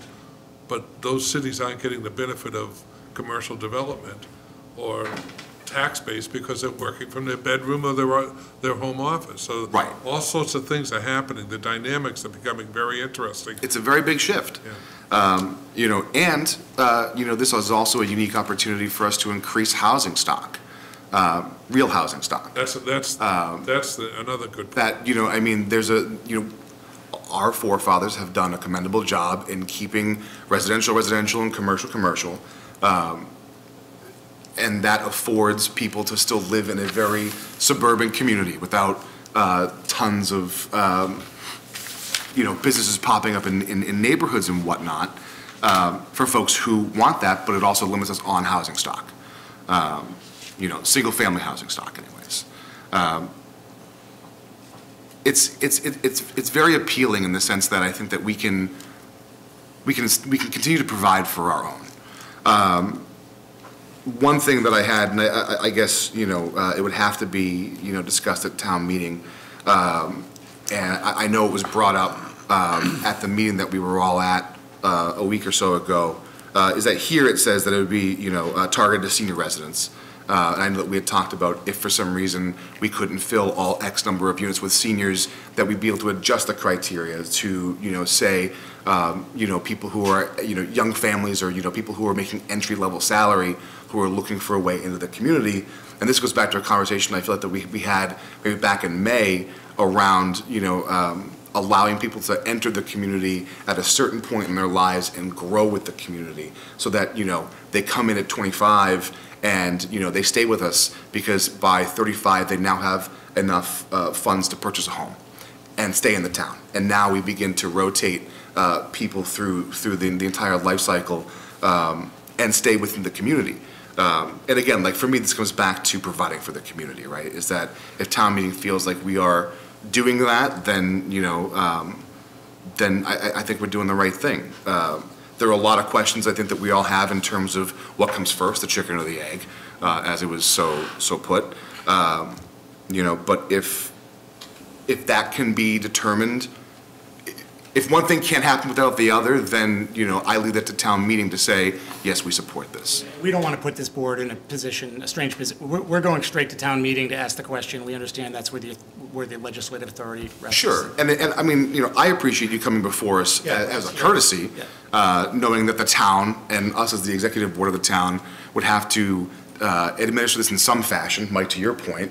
Whether we, create a committee or assign it to somebody and, have that, or we do it ourselves, whatever it may be. And I know that, all those things aren't set yet, nor I think they can't be. This is the zoning for Northwest Park, which was put in place in 2007. There's been a continuous dialogue over the last, 12 years. I would submit that the result has been somewhat awe-inspiring in terms of what has come out of that. So I think there's been a good dialogue, and the way this is set up, nothing goes forward without that dialogue continuing. And it's a give and take, and corrections have been made. There are things that you say, boy, why did we do that? And though when that has happened, everyone comes back and they have that dialogue and they correct it. And I would submit that what has come out of that has been, people may not like every aspect of it, but I think that by and large it has become a focal point of the community. Where other communities, I was in a community just south of here who accused Burlington of stealing their idea. And I know there's a member on the planning board who for years used to say, why can't we be like that community? And I'm like, they they accused Burlington of stealing their idea and doing Third Avenue. And I'm like, I can't believe that one. So, but there has, and you have a unique opportunity, which many communities don't have. And it's not just Nordblum. You have a number of single owners in this community, large landowners, that you can deal with one person that controls large segments of land. That's a rarity. So that you have that ability to pick up the phone and have those debates. I know, Member Priest in Runyon, you came to that interdepartmental meeting. It was lunchtime. No one bought lunch. It was failing on my part. It was a very weird meeting, and you heard all kinds of chatter. And then that night, and then you left and you had to leave. And then that night, we had a land use committee. We were surprised by the support. And I won't speak for land use. They're going to issue their own. But the members of that committee, I was surprised by the support that I felt. I won't speak for. And then I know ZBRC, we're going to earn our way into the hearts and minds of ZBRC, hopefully, and we're going to earn our way at the planning board. That's what we do. I feel like I'm running for Congress, but I make my living in this town, and I've been here for 24 years now, and I hope to keep going. We don't have I won't get into it. If I say we're going to work out something with you folks, we're going to work it out. We're going to do a nice project and the best we can. Sure. Well, Mr. Chairman, I won't take any more time, but what I will say is that I know that we received an email saying that Planning Board is going to vote on this at their next meeting ahead of town meeting. And I know that we're meeting before a town meeting on the 23rd. I would wonder if this board would want to wait to see what Planning Board says before we, do much of anything else. And we don't want to put you on, you don't have to take it. Excuse me. We just came to inform you. We're not asking to put you on the spot. We'd like your support. We'd like your support. What's the, I'm sorry, Mr. Chairman, may I? Sure. What is a legitimate deadline that you would be looking for us to make some decision, other than tonight? Well, with town meeting. Before town meeting. Before, okay. We'd rather have your support than not have your support. Right. But we're trying to be as transparent as we can be. We don't want, for the simple reason, I don't want someone to be accosted on the street saying, what's going on? And have you say, I don't know. I mean, and we're all approachable. If you have a question, you know where to reach us. I mean, and we've tried to go to every committee or... We've been at this all summer. The summer went by like that. I was shocked how August in particular just went by like that, but we have been doing this for a few months. And I do want to make it clear that even if town meeting were to approve this, it's not going to happen right away. There's a long, long period of working through these issues. It's just not going to happen right away. Site selection, planning board, agreements, consultants. I mean, it's a long way. Bob, you all set? Yes, I am. Mr. Sagarino. I just have one quick question, probably more for Bob than Todd. The Corporate Drive project, I know that one of the big part of the salesmanship for that one was the 2020 census, and we were concerned about possibly falling under the 10%.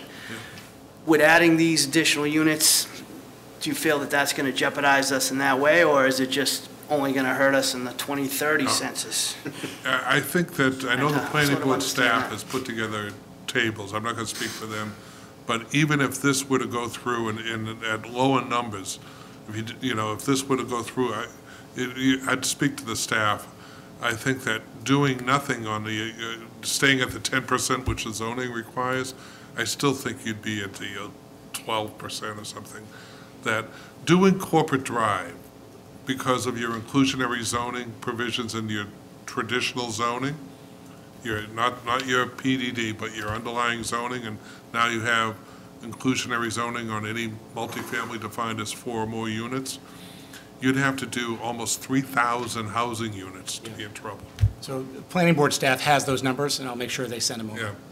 So I'll ask them to send them over. But going forward, this is just the first step. I would say going forward, you should be proactive on other projects to start looking at ways to. Now, this is one option. There may be 100 other options that, as you go forward, to start looking at some of these other issues. And just to come full circle, it's not just we're here solely because of senior housing. Every major player that comes through my door in the office, a corporate user, the first question I ask is, what's the housing situation here around here? It's no longer, is Burlington business friendly? Or what's the tax rate? I know you don't want me to say that, but the thing is, our employees are now our biggest asset. They're our capital, and what's the, because they don't want to be commuting. They want to be able to live, work, play, eat that. But what's the housing situation? And housing is a critical component of their decision making. And if they don't find it here, they'll go elsewhere.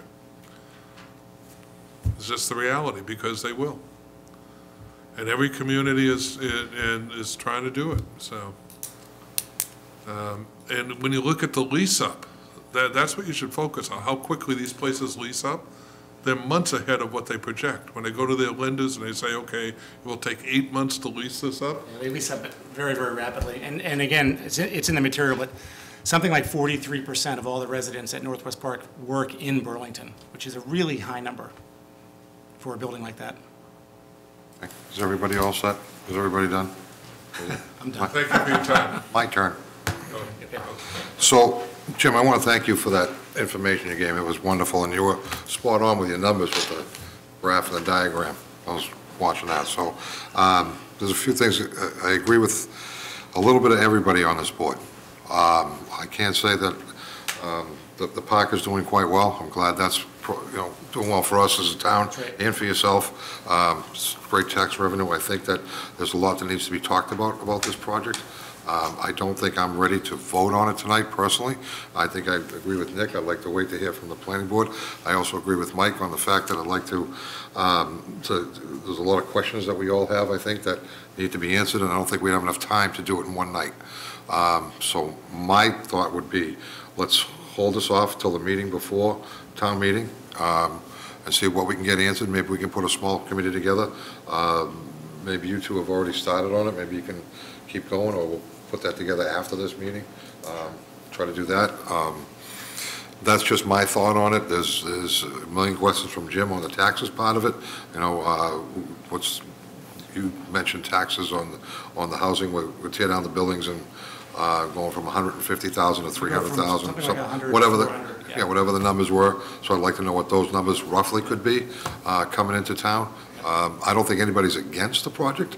I don't think anybody's not in favor of Northwest Park succeeding and doing well for the town. So my personal opinion is I'd like to wait before we make an approval on this, and then We feel hear from the other boards before we can all say yes or no, whatever each member decides on that aspect of it. And I've always found Jim if Jim has any questions, he knows how to track me down, although apparently I missed his call on Friday. Well, Jim's been a huge asset to this town with his knowledge and what he's come to us, and thank God I have Jim and Paul and the whole staff that we have here, because without those guys, there's a lot of questions that I have don't get answered, and I'm like, okay, I didn't understand that at all till now. So this is good. So, gentlemen, it's up to you right now. Thank you for your time. Well, is this, Mr. Chairman, if I may, this is just an agenda item. We don't have to vote to continue it, right? No. So it's just. Yep. Just put it on next. Yeah, we'll just put it on the next one. Yeah, we put approval on there in case you. Yeah. They did put, approval was written on, All but right, that's well, in why that case, I was. I'll make a motion. We continue this to our next meeting. I'll second that. So motion and seconded. All those in favor? Aye. Opposed, against? None. Next time we'll be 5-0-0. brief. Thank you. Thank you. Thank you. Thank you very much. Appreciate it.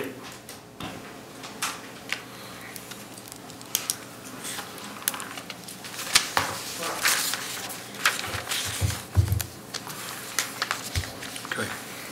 All set, Mr. Sagarino. Thank you, Mr. Chairman. Next up, we have a public hearing for a grant of location. It's for a trench for fiber optics at the corner of Bedford Street and Middlesex Turnpike. We're going to need a member to read the notice into record, please. Open the public hearing. I'll do this one. We have a few tonight, right? Yes. All right, we'll take turns. Thanks, bud. Thanks, Nick. Right. Please be advised that the Board of Selectmen will hold a public hearing on Monday, September 9th, 2019, at or after 7 p.m. in the main Town Hall Meeting Room, 29 Center Street, second floor, Burlington, Massachusetts, to consider a request for approval from Cambridge Network Solutions LLC to trench and install fiber optic conduit from an existing Zayo manhole to an existing Verizon manhole at the intersection of Bedford Street and Middlesex Turnpike. The purpose of the proposed trench is to provide connection of two manholes with a buried fiber optic conduit. Proposed trench is approximately 28 inches in depth and 18 inches wide with an approximate length of 20 feet. No utility poles are involved and no new manholes are proposed. Thank you, Nick.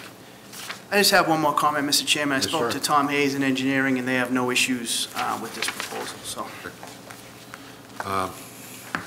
Good evening. Thank you for allowing Cambridge Networks to approach you with this suggestion. My name is Jeff Harrington. I represent Cambridge Network Solutions. I work for the company. And the reason for the proposed trench is our network currently resides in an underground conduit within that Zayo manhole system. We want to lease, most towns would require, like people, to lease existing conduit where it's available, as opposed to digging up or putting cables on poles. So what we did is reached out to Verizon. Our end goal is to get down into the network drive, or what I call a network drive complex. Verizon had sufficient conduit up until that point. There was a need to break out of that to join into our cable. We try to minimize as best we can to about a 20-foot. Reality being what it is, the manhole frames and the frames, as you see them on the street, appear to be a lot longer of a distance. The structure actually is much bigger underground, so we feel it's probably more like 15 feet, but we put 20 just to be safe. Gentlemen? No questions. I mean, well, I take that back. It's just this one little black dotted line on the map here. Yes. Yes. Not to trivialize it, but there's a lot of lines on this map.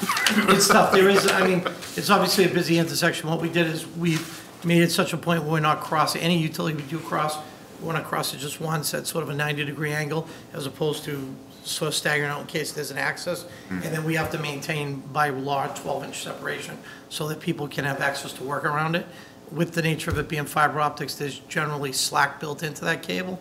So if someone ever had to access something around it, we can move it out of the way, which I think is different than sort of old school copper or other things that are very rigid once in place. This has some flexibility for the future. Sure. And, I mean, in terms of the install, a day? I would say it should be no more than a day. I would say with the final restoration of pavement, I would yield to, I haven't read all the requirements by the DPW. Sometimes there's a settlement period, sometimes there's not, but with the day to do the construction, abiding by whatever the permit's issued. If we get to that point, sometimes it's come back in 6 months and revisit it. So I just want to make sure I'm honest with my response. But the overall should be a day. Worst case, 2 if we run into some heavy concrete. But Sure. should not be any more than that. Okay, great. Thank you. My suggestion would be off hours just because of that area. And I understand that area, so we're fine with that. Great. Thank you, Mr. Chairman. Michael? Thank you, Mr. Chairman. No, I don't see any green space or any issues on the map. I'm fine with as presented. Jim? Thank you, Mr. Chairman. My concern was the working hours, and when you say off hours, what do you mean by that? Using sort of outside other towns that we work in more on an everyday basis, it's either after hours from 7 PM to sort of a 7 AM.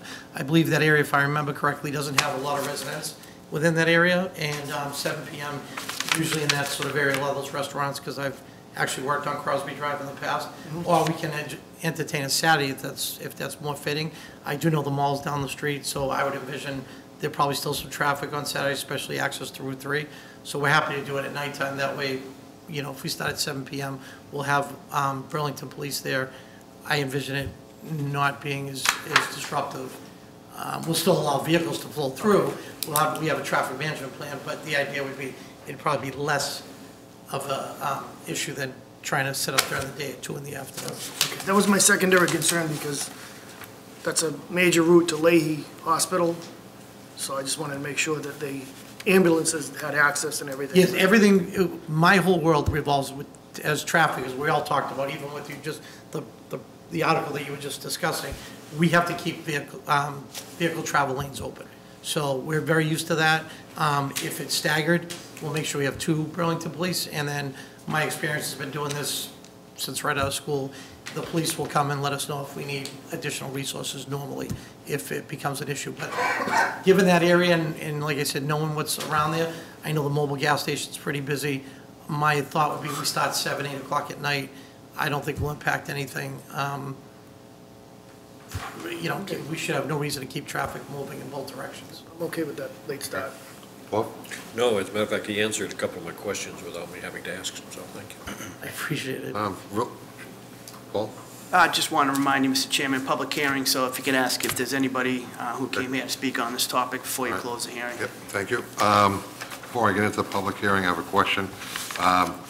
When? I didn't see it, We would like if I to missed it, start I didn't see a before the date. winter. I'm sorry, we would like to start before the winter's in, so we already have a vendor that's looked at it and pricing and our agreements between the vendor, they're approved with the city. So assuming that we get approval, we'd like to write to DPW, fill out whatever that permit request is, because we didn't want to start and be too far ahead. And so really, reality being, I'd like to get it done by the end of September. End of September? Yes, sir. Yeah, because it's November, Paul, when the roads start. We can't dig anymore, is it November? Yes. Something like that, okay. It's usually November 15th is the moratorium. All right, thank you. So at this point, I'd like to open up the public hearing, if anybody has anything to say on this. Jerry? Motion to close the public hearing. Motion made and seconded. Actual motion. All those in favor? That's the Aye. motion. I'm sorry. Aye. All those in favor? Close it. Sorry. That's all right. Hold things up. Hold things up for. Way behind my time schedule there. Killing me. All right, so the motion's been made and seconded to close public hearing. Yes, go right ahead. Now I'll go ahead and make the motion that Paul handed. Thank you. I had to close public hearing first. I know, I'm having a moment here tonight. All right, so I'm going to make the motion to approve the request for the grant of location as requested for a trench of fiber optic conduit at Bedford Street, Middlesex Turnpike, as shown on trench installation general plan sheet 1 of 1 dated July 25th, 2019, and that no work is to commence without first contacting Burlington Engineering and to allow town administrator to sign the order for conduit on behalf of the Board of Selectmen. Okay. Second. Thank you. Motion made and second. All in favor? Aye. Opposed? Not here. So I did bring the certified receipts to you. 4-0, Betty. 4-0. That one. Thank you. All right, you're all set. Thank you very much, I appreciate it. Welcome, thank you. Contact DPW and please make sure you're not using. It's kind of nice. We'll make sure we actually are going to, and then you need. Awesome. Thank you very much. Good night, Jeff. Good night. Thank you. Good night, thank you. 185. Thank you, Mr. Chairman. Next up, we have a public hearing to update the board on the status of the all-alcohol license for Uno Chicago Grill. Again, if I could ask a member to read the public hearing notice into the record. We have that up? Anybody have that available? I actually have it. It's not me again, is it? I got one, I got All one. right. Mr. Chairman, okay? Yes, sir. Oh my gosh. 61 years old, yeah. The Burlington Board of Selectmen hereby gives notice of a public hearing being held on Monday, September 9th, 2019, at or after 7:15 PM at the Town Hall, 29 Center Street, Burlington, Mass., in the second floor main meeting room in order for the Board of Selectmen to receive an update and to vote on the continued status of the license and discuss the consideration of a transfer or cancellation, revocation of the all-alcohol license of the former Uno Restaurant Incorporated doing business as Uno Chicago Grill, previously located at 75 Middlesex Turnpike, Burlington, Massachusetts, in accordance with Mass General Law 138, Alcohol Liquors, subsection 77, which states that the licensing authority may, after hearing or reasonable opportunity, therefore cancel any license issued under this chapter if the licensee ceases to conduct the licensed business. Thank you, Thank you, Michael. Mike. You're welcome. Thank you. I just want to give the board a quick timeline here. Uno's closed January 2018. At that time, we were told they were attempting to sell the license and they would continue to update us on the status. We received an update in August 2018 that a transfer would be filed in the near future. And most recently, in July 2019, we were informed that there's a new restaurant under review at the planning board and that we should expect an application to transfer the license shortly. So we've asked them to come in here and just provide the board with an update as to what's going on with the license. Hey, Mark. Good evening, Mr. Chairman and members of the board. For the record, Attorney Mark Vaughn, Reamer and Bronstein appearing tonight on this matter. And as Mr. Sagarino indicated, there has been action recently underway with respect to this license. So this is the Uno's license.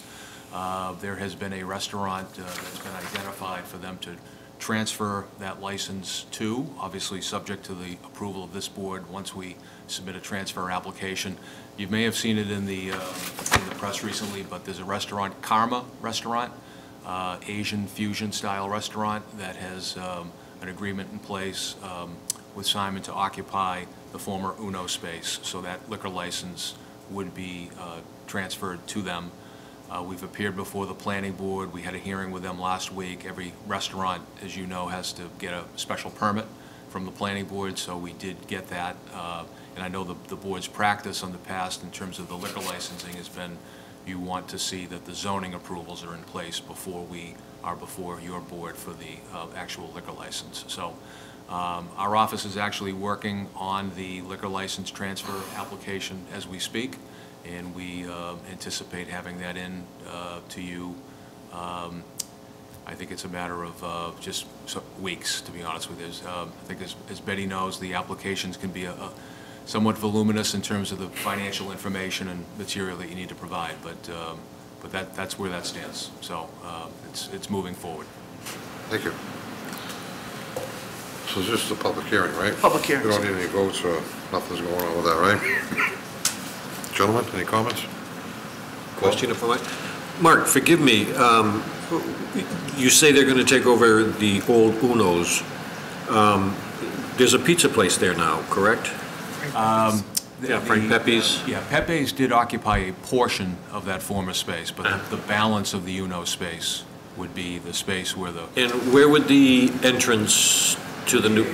It's a good question, Mr. Hogan. There'd be a new entrance that is being constructed at the front of the Uno space. So this would be exterior entrance to the Karma restaurant. That was one of the elements of the planning board application that we submitted, entry feature.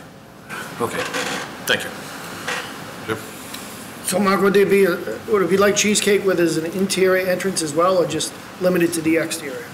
This would be limited to the exterior, this particular location. Be similar to, I guess it would be Friendly Toast, which has the exterior only. So that would be the plan with this restaurant. It would not have an internal connection. Okay, one more quick one.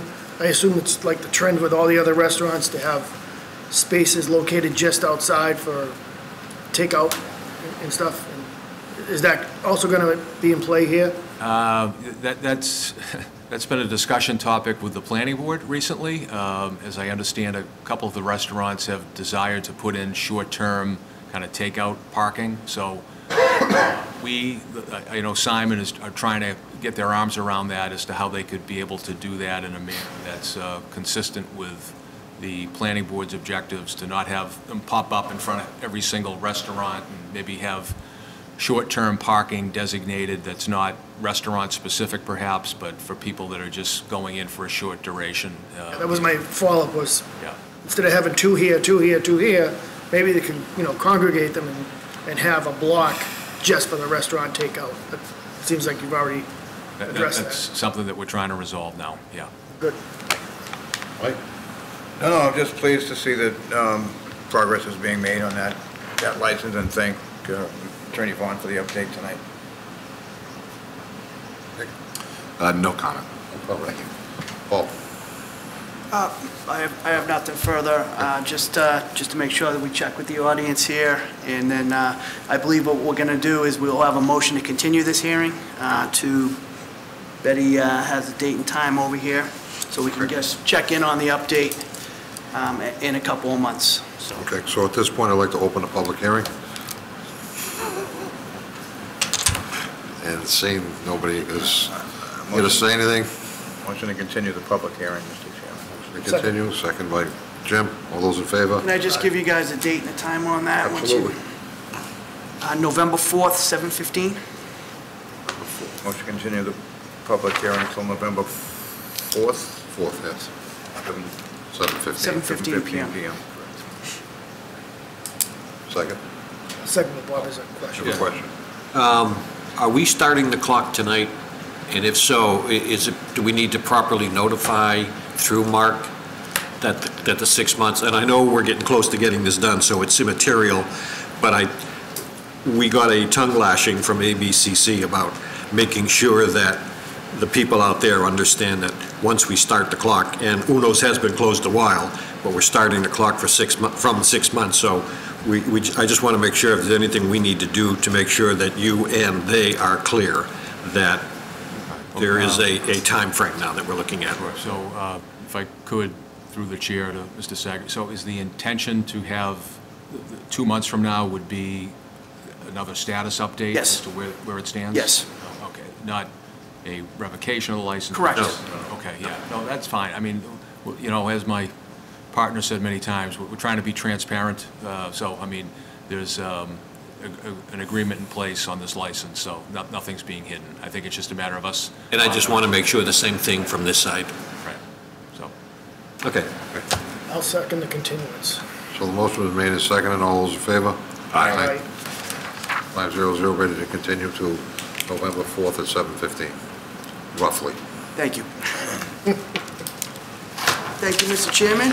Next up, similar public hearing for status of an all-alcohol license for Besito Restaurant. If I could once again ask one of the members to please read that public hearing notice into the record. Jim's been gracious enough to do I'll take care of that. The Burlington Board of Selectmen hereby gives notice of a public hearing being held on Monday, September 19th at or after 7:30 p.m. at the Town Hall, 29 Center Street, Burlington, Mass., in the second floor main meeting room, in order for the Board of Selectmen to receive an update and to vote on the continued status of the license and discuss the consideration of a transfer or cancellation/revocation of the all-alcohol license of the former Besito Restaurants Burlington LLC, doing business as Besito Restaurant, previously located at 75 Middlesex Turnpike, Burlington, Mass., in accordance with Mass General Law 138, Alcoholic Liquors, Section 77, which states that the licensing authorities may, after hearing or reasonable opportunity, therefore cancel any license issued under this chapter if the licensee ceases to conduct the licensed business. Thank you, Jim. Thank you, Mr. Chairman. Just a quick little timeline on this one. Besito closed July 2018. August 2018, they indicated that they would continue to update us on the status of a possible transfer. We received an update in July 2019 that the sale of the license was currently under negotiation. So that's the status we have right now. Hey, gentlemen, we'll start with you, Michael. Anything? Any comments? Mark, you representing? Yes, I'm also here with authority to speak on behalf of Basido. I know that they did submit a letter to the board that hopefully you all have, that since last summer, this one has not been closed as long as the prior application, but they do have an agreement in place to transfer the liquor license, as with the one we were just talking about, would stay at this location. So this is the Basido space. There has been a restaurant identified. A lease is presently being negotiated between Simon and this new restaurant concept that would be going into the Basido space. And the Basido license we would seek to have that transferred to that new operator, again, subject to the review of the Board of Selectmen as the license authority and then the ABCC. So unlike the last application, I'm not in a position to identify the restaurant, but the lease is very close to being finalized. And I know that they had been going back and forth a little bit on the floor plan and whatnot, but I believe that will be finalized in the weeks ahead, and we will then submit for a special permit to the planning board. As with the Karma, every time a new restaurant comes in, you have to get a new special permit. And then we will make application for the transfer of the license. So that's very much moving forward. Thank you. Okay. Same thing, Mr. Chairman, you want to check with the public, and I think the motion would be to also continue this one to November 11/4 at 7:30. 7:30. So I open the public meeting. Is anybody here to speak for or against or say anything at all? No? You need a motion to close it? I'll make a motion to close the public hearing. No, continue. Oh, sorry. I am just not on the game. Wow. I'm having a night tonight. All right, let's try it again. Welcome to my world. I'm gonna back up. All right. I'm gonna make a motion to continue the public hearing to November 4th at or after 7:30 p.m. Thank you. I have a second? Second. Second. Motion made and seconded. All those in favor? Aye. Okay. Thank you, Mark. Very good. Thank you, Mark. Thank you all. Have a great night. Thank you. Okay. Now we're at 187. Okay, next up, Mr. Chairman, Oh, yeah. Excuse me. Yep. He's going to excuse himself from this one.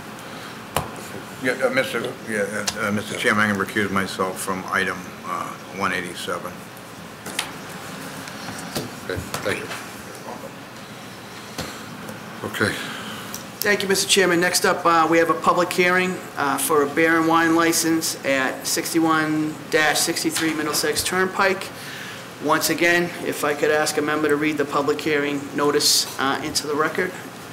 I have it up if you guys want. Absolutely. All right. The best. The Board of Selectmen hereby gives notice that it will hold a public hearing on Monday, September 9th, 2019, at 7:45 p.m. at the Town Hall, 29 Center Street, Burlington, Massachusetts, second floor main meeting room, to approve a new off-premise package store liquor license for the existing gas station convenience store business location of Noria Energy Retail Incorporated, doing business as Middlesex Turnpike Shell number 04008, located at 61 through 63 Middlesex Turnpike, as allowed pursuant to General Law, Chapter 38, Section 15. Did I read all the way through? Yep. That's good there? All right. Thank you, Nick. Thank you. Yep. Paul, you want to start? The proponents are here, so Hi, gentlemen. How are you? You may introduce yourself and have at it. You can sign in there too, please, if you don't mind. I'm Nick DeMombro. I'm the store manager of the store that we're trying to get the license for. I've been the store manager there for a year. I'm tip certified, which means I'm already certified to kind of age verification and check make sure that all the procedures are being done correctly in the store to make sure that we can sell age restricted products. My background was in New York before this, with Stewart Shops Corp. They're one of the biggest convenience chains in New York. Every store there has a beer license. So the store that I managed for probably about 8 years had beer. There's no wine sales in New York. But I do have a packet here that has our current layout for the store, as well as the proposed layout that would have a locked cabinet in the back room for storage of beer and wine, as well as like the dimensions for everything as well, and parking. I'll keep going. Thank you.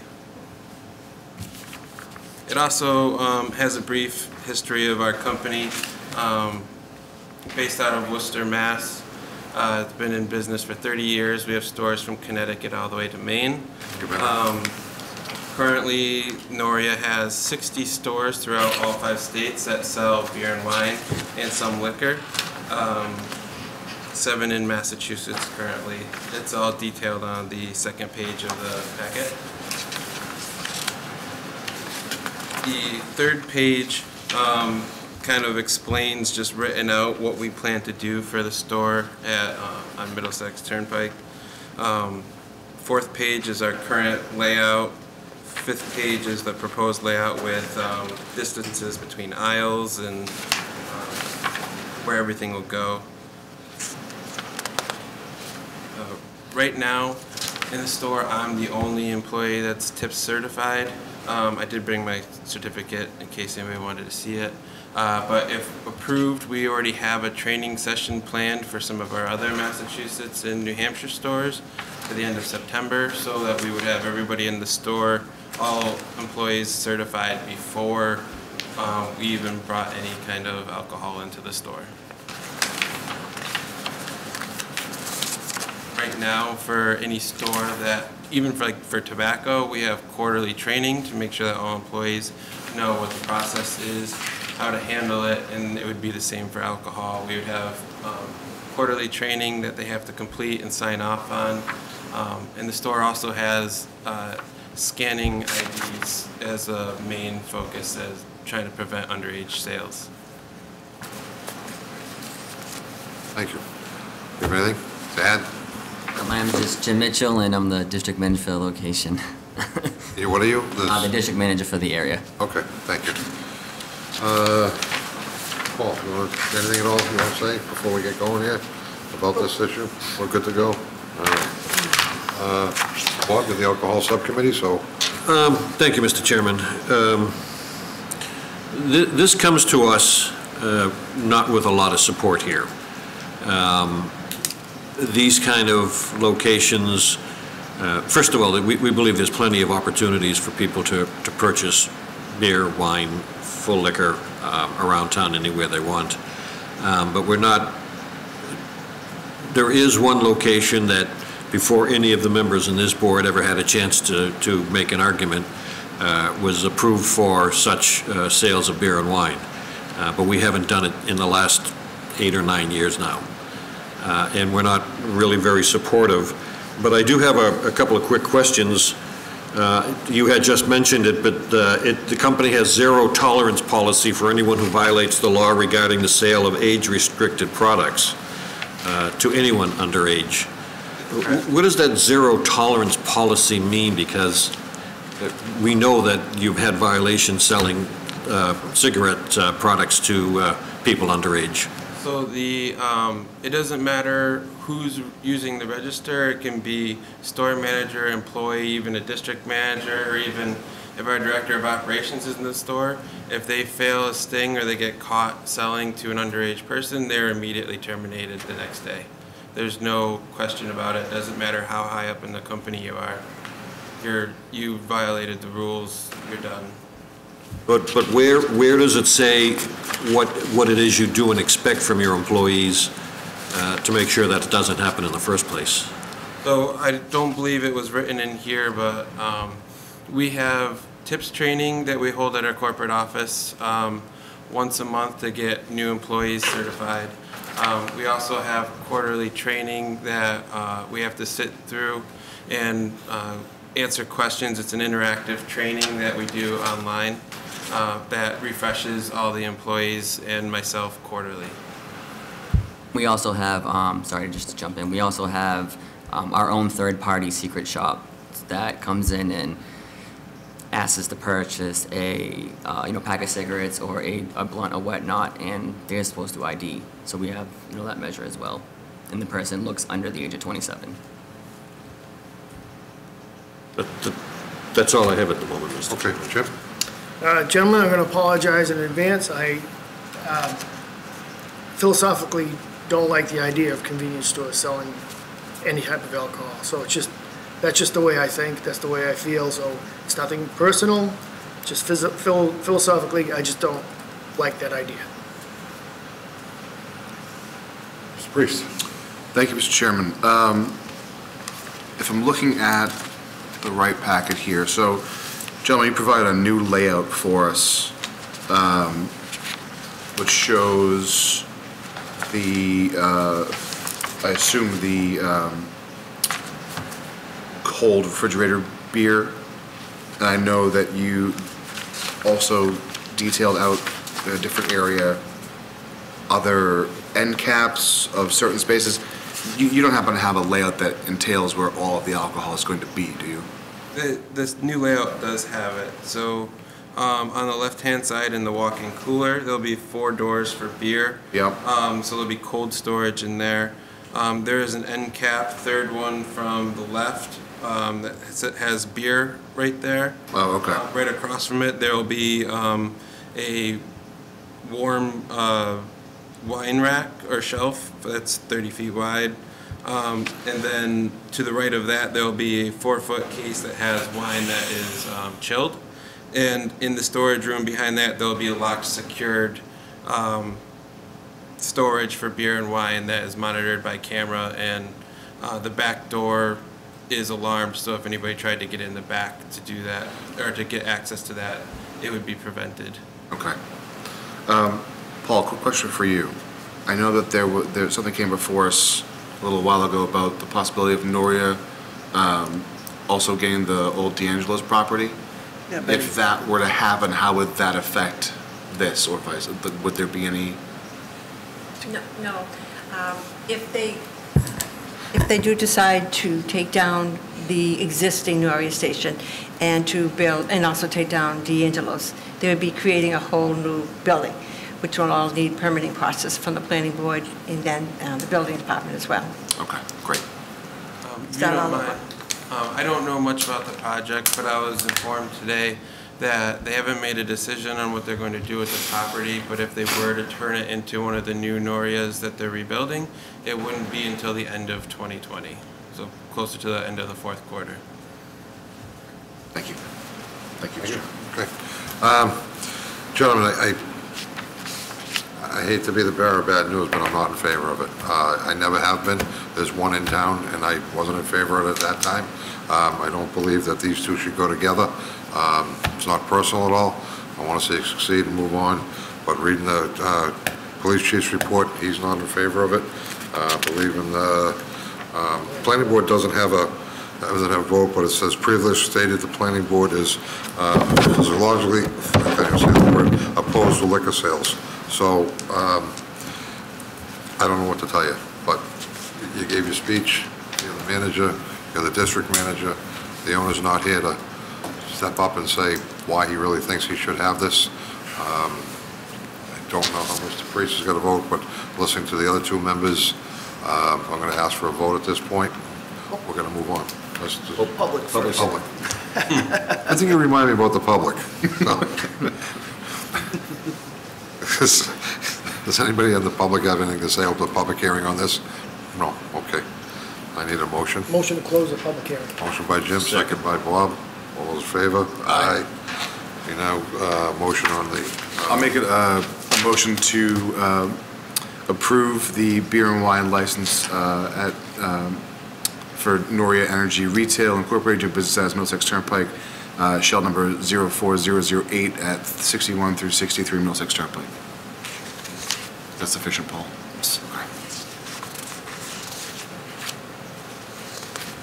So So it was, Chairman, it was may I- motion and it was not approved. Well, Mr. Chairman, if I may, does it need to be seconded to have the vote, correct? I believe it needs to be seconded to have the So I'll vote. second it for the purposes of voting. Okay. But just recall, remember, it was a motion to approve. Motion to approve, right? Correct. So, motion to approve, all those in favor, of motion to approve? None? Against? Aye. 4, abstain, 1. So 4-0, 4-1 Correct. against. Okay. Gentlemen, we're sorry, thank you for Sorry, your guys. time. Appreciate it. Thanks for Good luck with the listening. store. Thank you very much.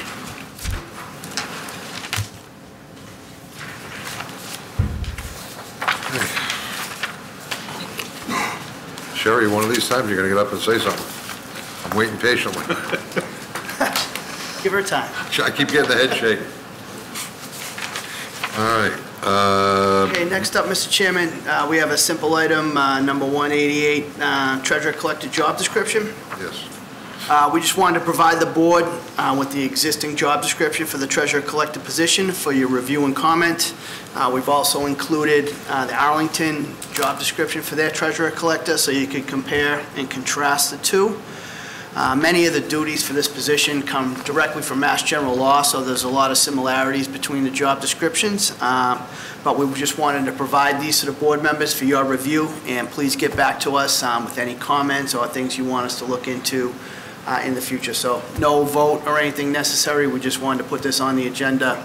You guys, I know, have been working hard on this, and we'll be working hard on it in the upcoming months to try to develop a plan to replace the treasurer collector, so. Fantastic. Thank you. Thank you. Mr. Chairman, may I ask a question of Paul? As I've been reading through this, I saw some terms that it said this individual, the new treasurer, will report to the finance director. Now, we don't have a finance director. We have an accountant. Is that going to be changed, or are we looking at a revamping of what we have as a department, a finance department? Well, in the future, we'll be looking to reorganize all of the departments in the finance arena under the assistant town administrator. But in the meantime, we'll probably have to look to have that position appoint, report on a day-to-day basis to the town administrator, and I can delegate that to whoever is in charge of that department, because as you pointed out, there is no finance director officially at this time. Okay, thank you. Yep. Mr. Chairman, if I may, Paul, just 2 quick questions. One, this is something the town council would need to review at a certain point, yes? As just a general document? Not typically on Not a job typically. description. Okay. I'm sorry, Nick, I didn't hear the question. I was just asking if town council needed to look at this at all, for any reason. My other question is, I noticed that in terms of experience, it hit like a 5-year mark, and I didn't know from your experience if you felt 5 years was adequate,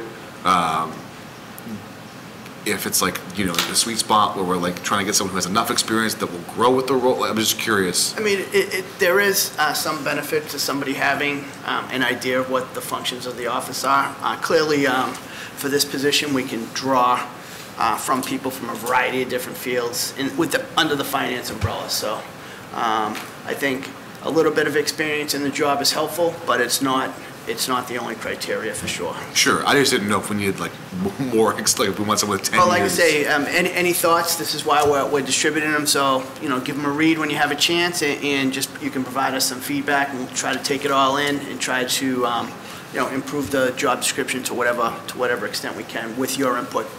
Thank you. Thank you, Mr. Chairman. Thank you. Mike? Anything? No. Jimmy?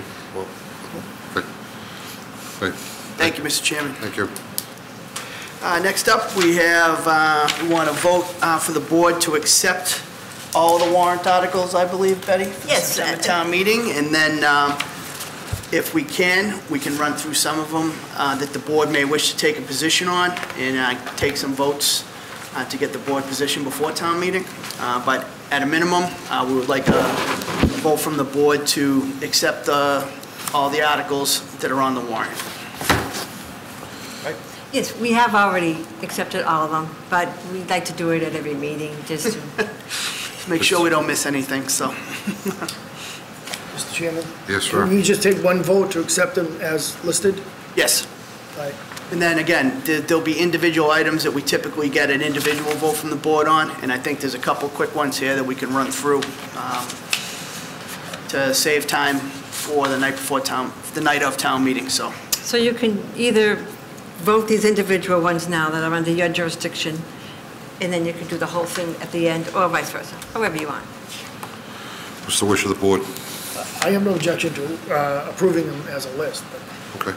I'll make that as a motion unless somebody wants to discuss them individually. Why don't we decide which one you want to hold off?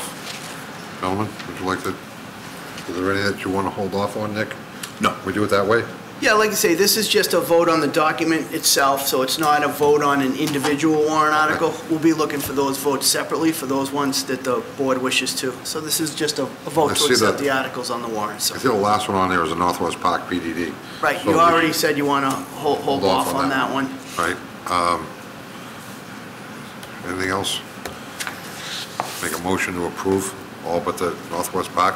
Well, sorry, Oh, you know. this is just to accept that I have them in the warrant, right? Yes. So we're not voting on it specifically? That'll be a separate vote, again, Oh, after. okay. I'll make a motion we accept all excluding the zoning article.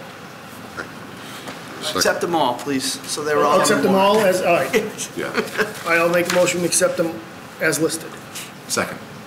Motion made by Jim, second by Nick. All those in favor? Aye. Against, abstained, 5-0-0, Betty. Thank you. Now, if you like, I can go down some of the articles individually. Most of these are relatively straightforward. Give you a little bit of an overview.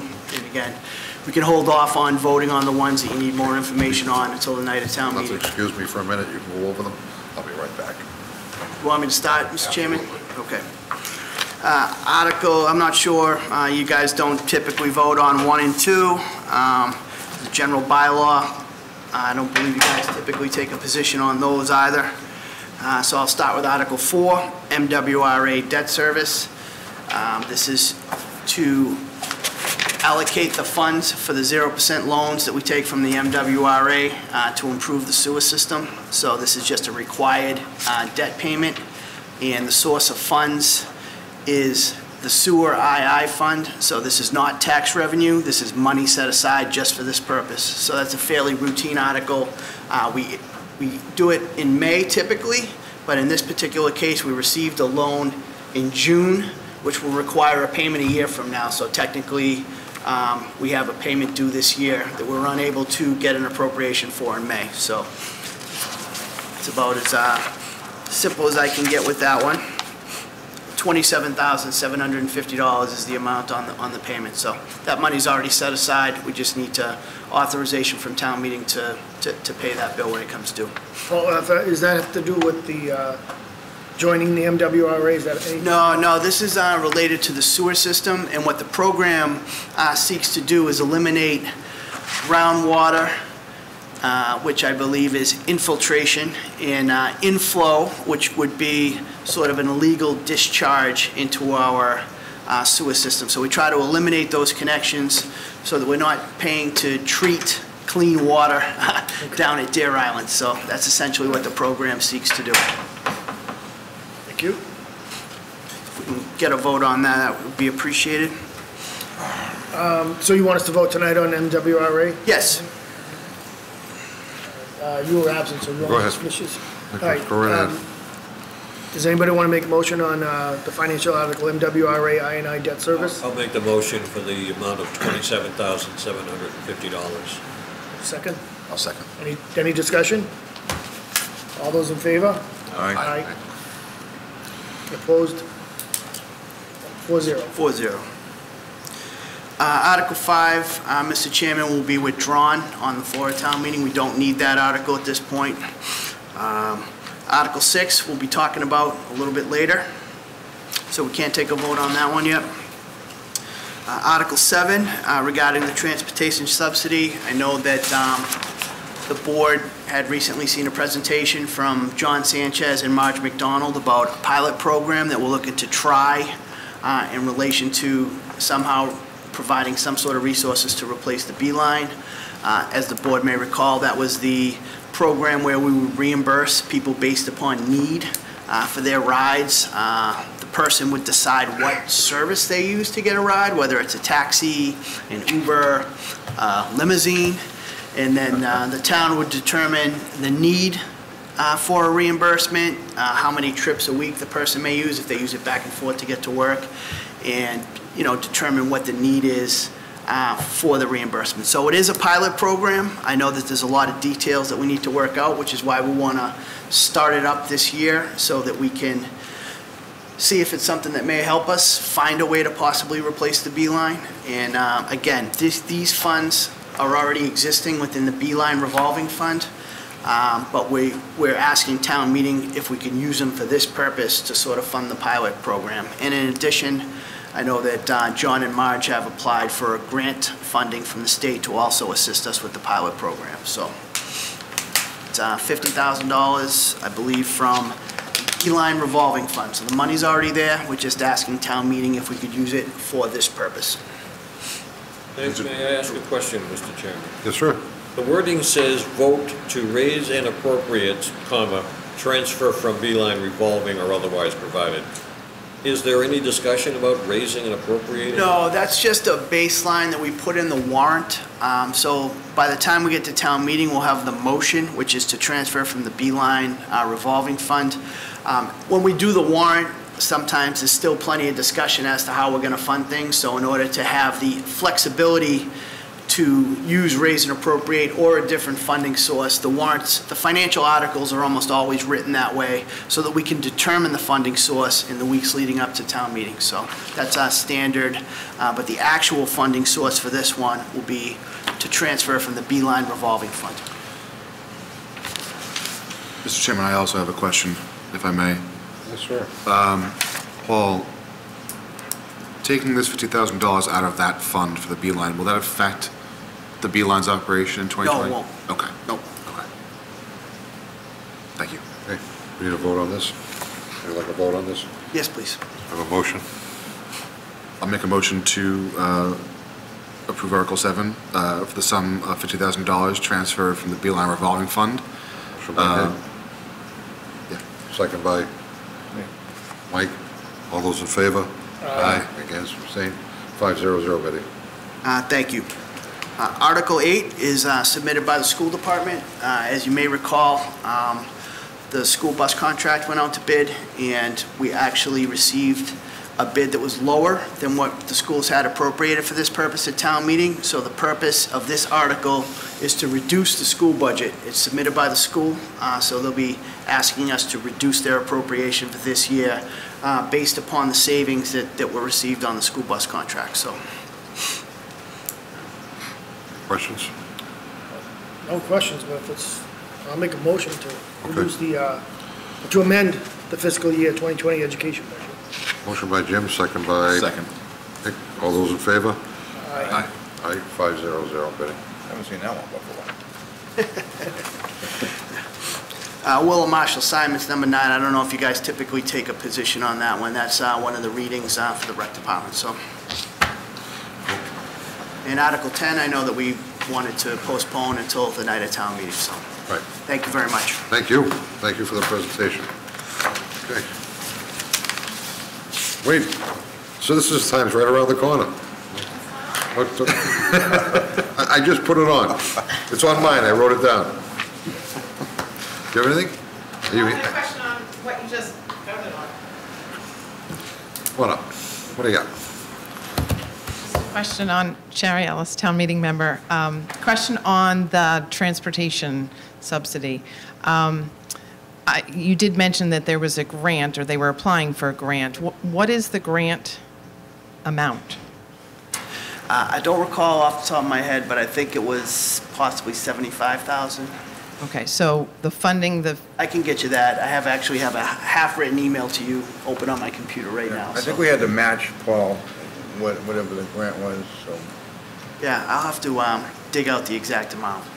I guess I'd also like to more background on the sense of what the studies. I know there were conversations before that you had the presentation. But what background and how much of the studies were done to go this route? In other words, you know, how did we come to this? I would like that background information for town meeting, because I really want to know why we want to put more cars on the road instead of subsidizing the Beeline bus more. So, and I think a lot of town meeting members will want to hear that. Yeah, there's actually quite a bit of work, a lot of work done by Marge and John. Again, we looked at regional options with neighboring communities. And I know transportation's a difficult, you know, all the other towns around are having the same kind of issue. I think that they will be able to adequately answer your question in terms of what alternatives were considered. So. I just think for town meeting that would be a good background to have. So thank you. Thanks. That's what I was waiting for. Good night. Thank you, Sherry. Thanks. Okay. Postponing the minutes of April, of the August 12th, right, Betty? Yes. Right, so we'll move right on to subcommittee reports. Who wants to start? I'll start. Okay. I got nothing. Perfect. Jimmy? I got a couple of things, but I'll be quick. Yeah. Small cells, numerous towns have inquired. We've received numerous phone calls, emails. I'm going to visit the town of Bedford tomorrow. We're starting to get inquiries from out of state now. And I'll leave it at that. I could go on all about that. But fire department is having an open house in October. More information will be coming out about that. And I plan on sitting down with Chief Patterson just to do a one-on-one with him and, you know, look at his, get some of it, pick his brain and see what he's looking at to do while he's chief. Okay. And that's it. Mike? Yeah, thank you, Mr. Chairman. A couple of notes from our Board of Health. I think everyone's aware of the Triple E and West Nile threat here in Burlington. We've had some mosquitoes test positive for both of those illnesses. There's a lot of information on the town's Board of Health website, and I would encourage folks to use common sense when they're out after sunset and visit the Board of Health website. Also on the Board of Health website, we'll be holding another household hazardous waste day on, I believe it's a Saturday, September 21st, from 8:30 a.m. to 12 noon at the Francis Wyman School. Some items you may bring would be your propane, empty propane tanks, batteries, car batteries, brake fluid, pool chemicals, things of that sort. Items that you do not want to bring with you and we do not accept are car tires, televisions, or appliances. So again, that's all that information is available on the Board of Health website. And finally, tomorrow I'll be hosting a cornhole tournament at the Council on Aging. At 10 a.m. we're going to be doing it outside the laundry court. For those of you who aren't familiar with cornhole, it's much like horseshoes, except we just use a beanbag. So it's a game that anybody can play, all ages, guys, girls. We do have a sign-up sheet up there. However, we will be accepting walk-ins for tomorrow. So again, it's supposed to be a nice day. You want to have a little beanbag tournament tomorrow at 10 a.m. at the Council on Aging. I'd love to see a nice crowd out there. So hopefully we'll see them all tomorrow. Thank you, Mr. Chairman. Thank you. Mr. Priest. Thank you, Mr. Chairman. Just to add on to what Mike had said about the mosquitoes, obviously be safe. I believe that we are doing a spraying tonight. It's occurring. I saw a post on Facebook from the DPW. So shut your windows. No, it's a very serious thing, so please exercise caution while outside. The ISAC committee, and that's a bit redundant, is in session again this evening, actually. I believe they started around 8 o'clock tonight. They had their first meeting a couple weeks ago. It went very well. They're starting to get the discussions going around cybersecurity and other things they want to discuss, so it should be very interesting to see where that goes, and I'll keep the board updated with regard to that. Just for everyone who's watching, Tomorrow, our plastic bag ban goes into effect.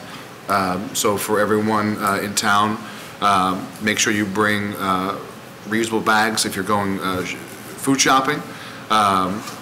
Paper bags are still available, so that's there as well.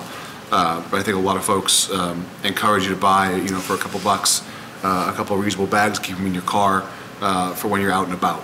Are you selling any bags? I might be, yeah.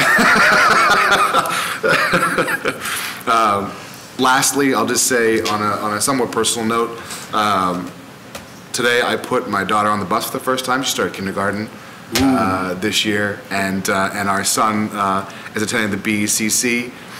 He started his first day of preschool, and that made me think that I just wanted to wish students and teachers alike to have a wonderful year in school this year, have fun and do a lot of learning, and a huge thanks to all the teachers and administration who are out there educating the youth of our great community.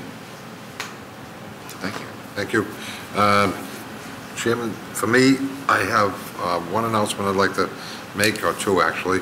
PMC Ride for Kids, September 29th. It's at the district from 8:15 to 12 o'clock. You can go to kidspmc.org in Burlington if you'd like to look up the website.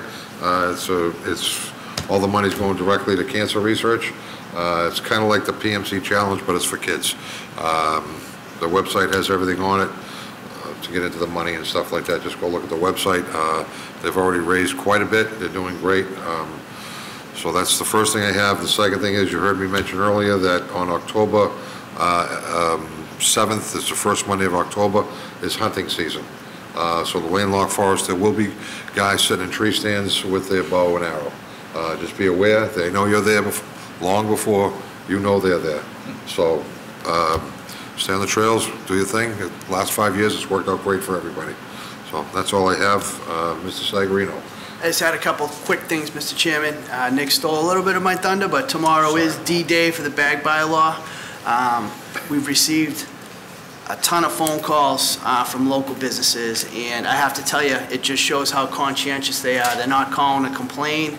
They're just calling about questions as to how they can comply. And I think it's going to be a learning process for all of us when it goes into effect, and I'm sure there'll be some bumps in the road. But tomorrow's D-Day for that, and we'll see what happens, and we'll update you at the next meeting. The second one I have for the board, and you guys are well aware of this one, but we're still in a crisis situation on the water. So in talking to John Sanchez, we are nearing the time where we may have to institute the water ban. He's trying to hold off as long as he can, so we can sort of make it through as much of this warm weather as we can on behalf of the residents that put so much time and effort onto their lawns. But the fact of the matter is, we're relying heavily on the mill pond. So the more you use the mill pond, the quicker it needs to be cleaned. The more it needs to be cleaned, the less water it's making. So we're rapidly approaching the point in time where we're going to have to shut down the mill pond and take some emergency water from Lexington in order to meet the town's needs. So the only way we can do that is to institute a water ban. And I know that John has been walking a tightrope all along all summer, but we'll be holding off as long as we possibly can before we ask the board to do that, because we know it's a very unpopular decision amongst the residents. You think? That's all I have, Mr. Chairman. I have a couple questions. One quick question on about the plastic bags for you. I completely understand how it works, but a lot of questions out there. Plastic bag means no store in town can use plastic bags, because there was a comment that, well, it has to be 2,500 square feet, it has to be 1,000 square feet. The stores, small stores. So even the mom and pop stores cannot use plastic bags. Single-use plastic bags. They can use them. No, single-use. Single. The okay. Single-use plastic. So nobody can use plastic bags. Single-use. Single-use. Yeah. There are plastic bags that you can reuse. Like, with the exception of like the produce, fish, and those, and the soups and stuff like that. Anything that the customers themselves fill in the veggie section or whatever is fine. Just a special thank you to Betty, Jean, Sandy, Amy Warfield, and John Keeley for helping me sort through this and keeping everything simple enough that I can understand it, because it's the bylaw is somewhat complex, and we've learned a lot about different kinds of plastics and millimeters and things of that nature. So I Kind of like just the want to flake thank game with a them. bag, huh? Did you? No, no. So thank you, Mr. Chairman. Thank you. One other quick question. Will we be getting any kind of, or is there any need for an update on where we are with the water issue going forward? The potential. The connection and true. Yeah, we can have Mr. Sanchez in for that at the board's pleasure, absolutely. After town meeting, Sure. not next, yeah. Betty, can we put that on the first meeting after town meeting? Absolutely. Oh, Mr. Chairman, if I may, I actually just remembered, if I may. Also on September 29th is Diwali. So after folks are done with the PWC challenge, they can head down to the town common and go bite to eat and take part in the festivities. I'm sure we all got the email that we're going to be introduced at 5 o'clock. Yes. Okay, good. After the Patriots. I'm going to say, what time is the Patriots? I think it'll be 1 o'clock game that day. The 1 o'clock game for the Patriots. We'll be home. We have an executive session. Yes, we have 2 items for executive session. If somebody could please read that motion, and just for Rich's sake, we will come back here for one more vote at the conclusion of that. We'll try to be quick. And you have another meeting to go. Okay. Jim, go ahead. Thank you, Mr. Chairman. Pursuant to General Law, Chapter 30A, Section 21A3, the Board of Selectmen will open the regular meeting and convene to executive session with 48 hours having been given, as an open meeting may have a detrimental effect on the bargaining and/or litigating positions of the public body, in order to discuss/consider the following, with the Board of Selectmen adjourning from the executive session and reconvening in open session for the purpose of taking a vote on the police contract and to close the hearing. 2 items are litigation in the matter of Herb Chambers, Cambridge Street LLC versus Planning Board for the Town of Burlington, Land Court 19, MISC 268, and second item is collective bargaining in the matter of the outstanding Burlington Police Command Officer's contract. Thank you. Thank you. Roll call? Yeah, may I take a roll call, please? I want to make sure you all want to go into this. So it's Selectman Priest? Aye. Selectman Runyon? Aye. Chairman Moretti? Aye. Selectman Tigas? Aye. Selectman Hogan? Does this have to be unanimous? Aye. Okay, good. Okay. All right.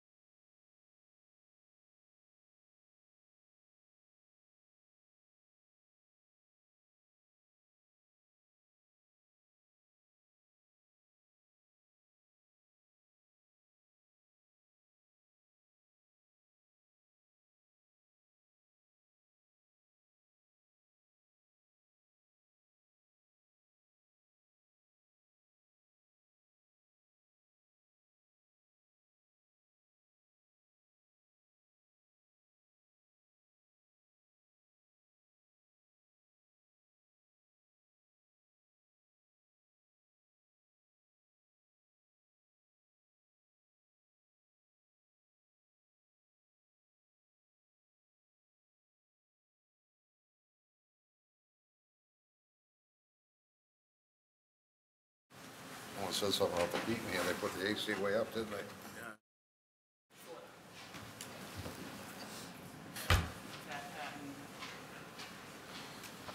Okay. Make a motion to bring back the hearing, right? What do I gotta do? Back on, or, yeah, they're watching us? There must be, yeah. It says on, so. We have to call them? Yep, there we go. All right, so I'll make a motion to go back to regular session. Call the meeting back in order. Yeah, okay, call the meeting back to order, regular session. Paul, where are we on this? Thank you, Mr. Chairman. The last item we had was a discussion of the warrant article for the police command contract. Yes. John Denizio's here to talk to you about some of the details of the contract, and we worked out. John? Thanks, John. Thank you. So as we discussed in executive session, this is the final group that wasn't under agreement before Springtown meeting. So this is the Police Command Union.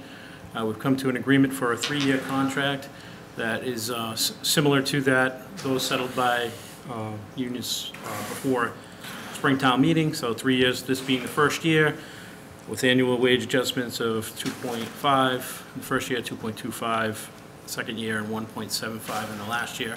Last year also includes an additional step similar to the other unions. There were some language changes to holiday and detail pay and some non-compensation language clarifications and changes around vacation leave, sick leave, and electronic pay stubs, and some added language for grievance timeline and a probationary period. The cost of this is, for year 1, would be a transfer from the FY20 negotiated settlements account. It would be $73,305. That's what's in the warrant for Article 6. That's it. You all set? All right. Paul told me to be brief and fast, so. That was good. That was very good. Any questions? Have a vote, have a motion. I'll make the motion. Motion by, second by Nick. All those in favor? Aye. Those against, abstain, 5-0-0 in favor. Thank you very much. Thank you. Motion to adjourn. Second. Adjourned and seconded. All those in favor? Aye. Meeting adjourned. Thank you, guys.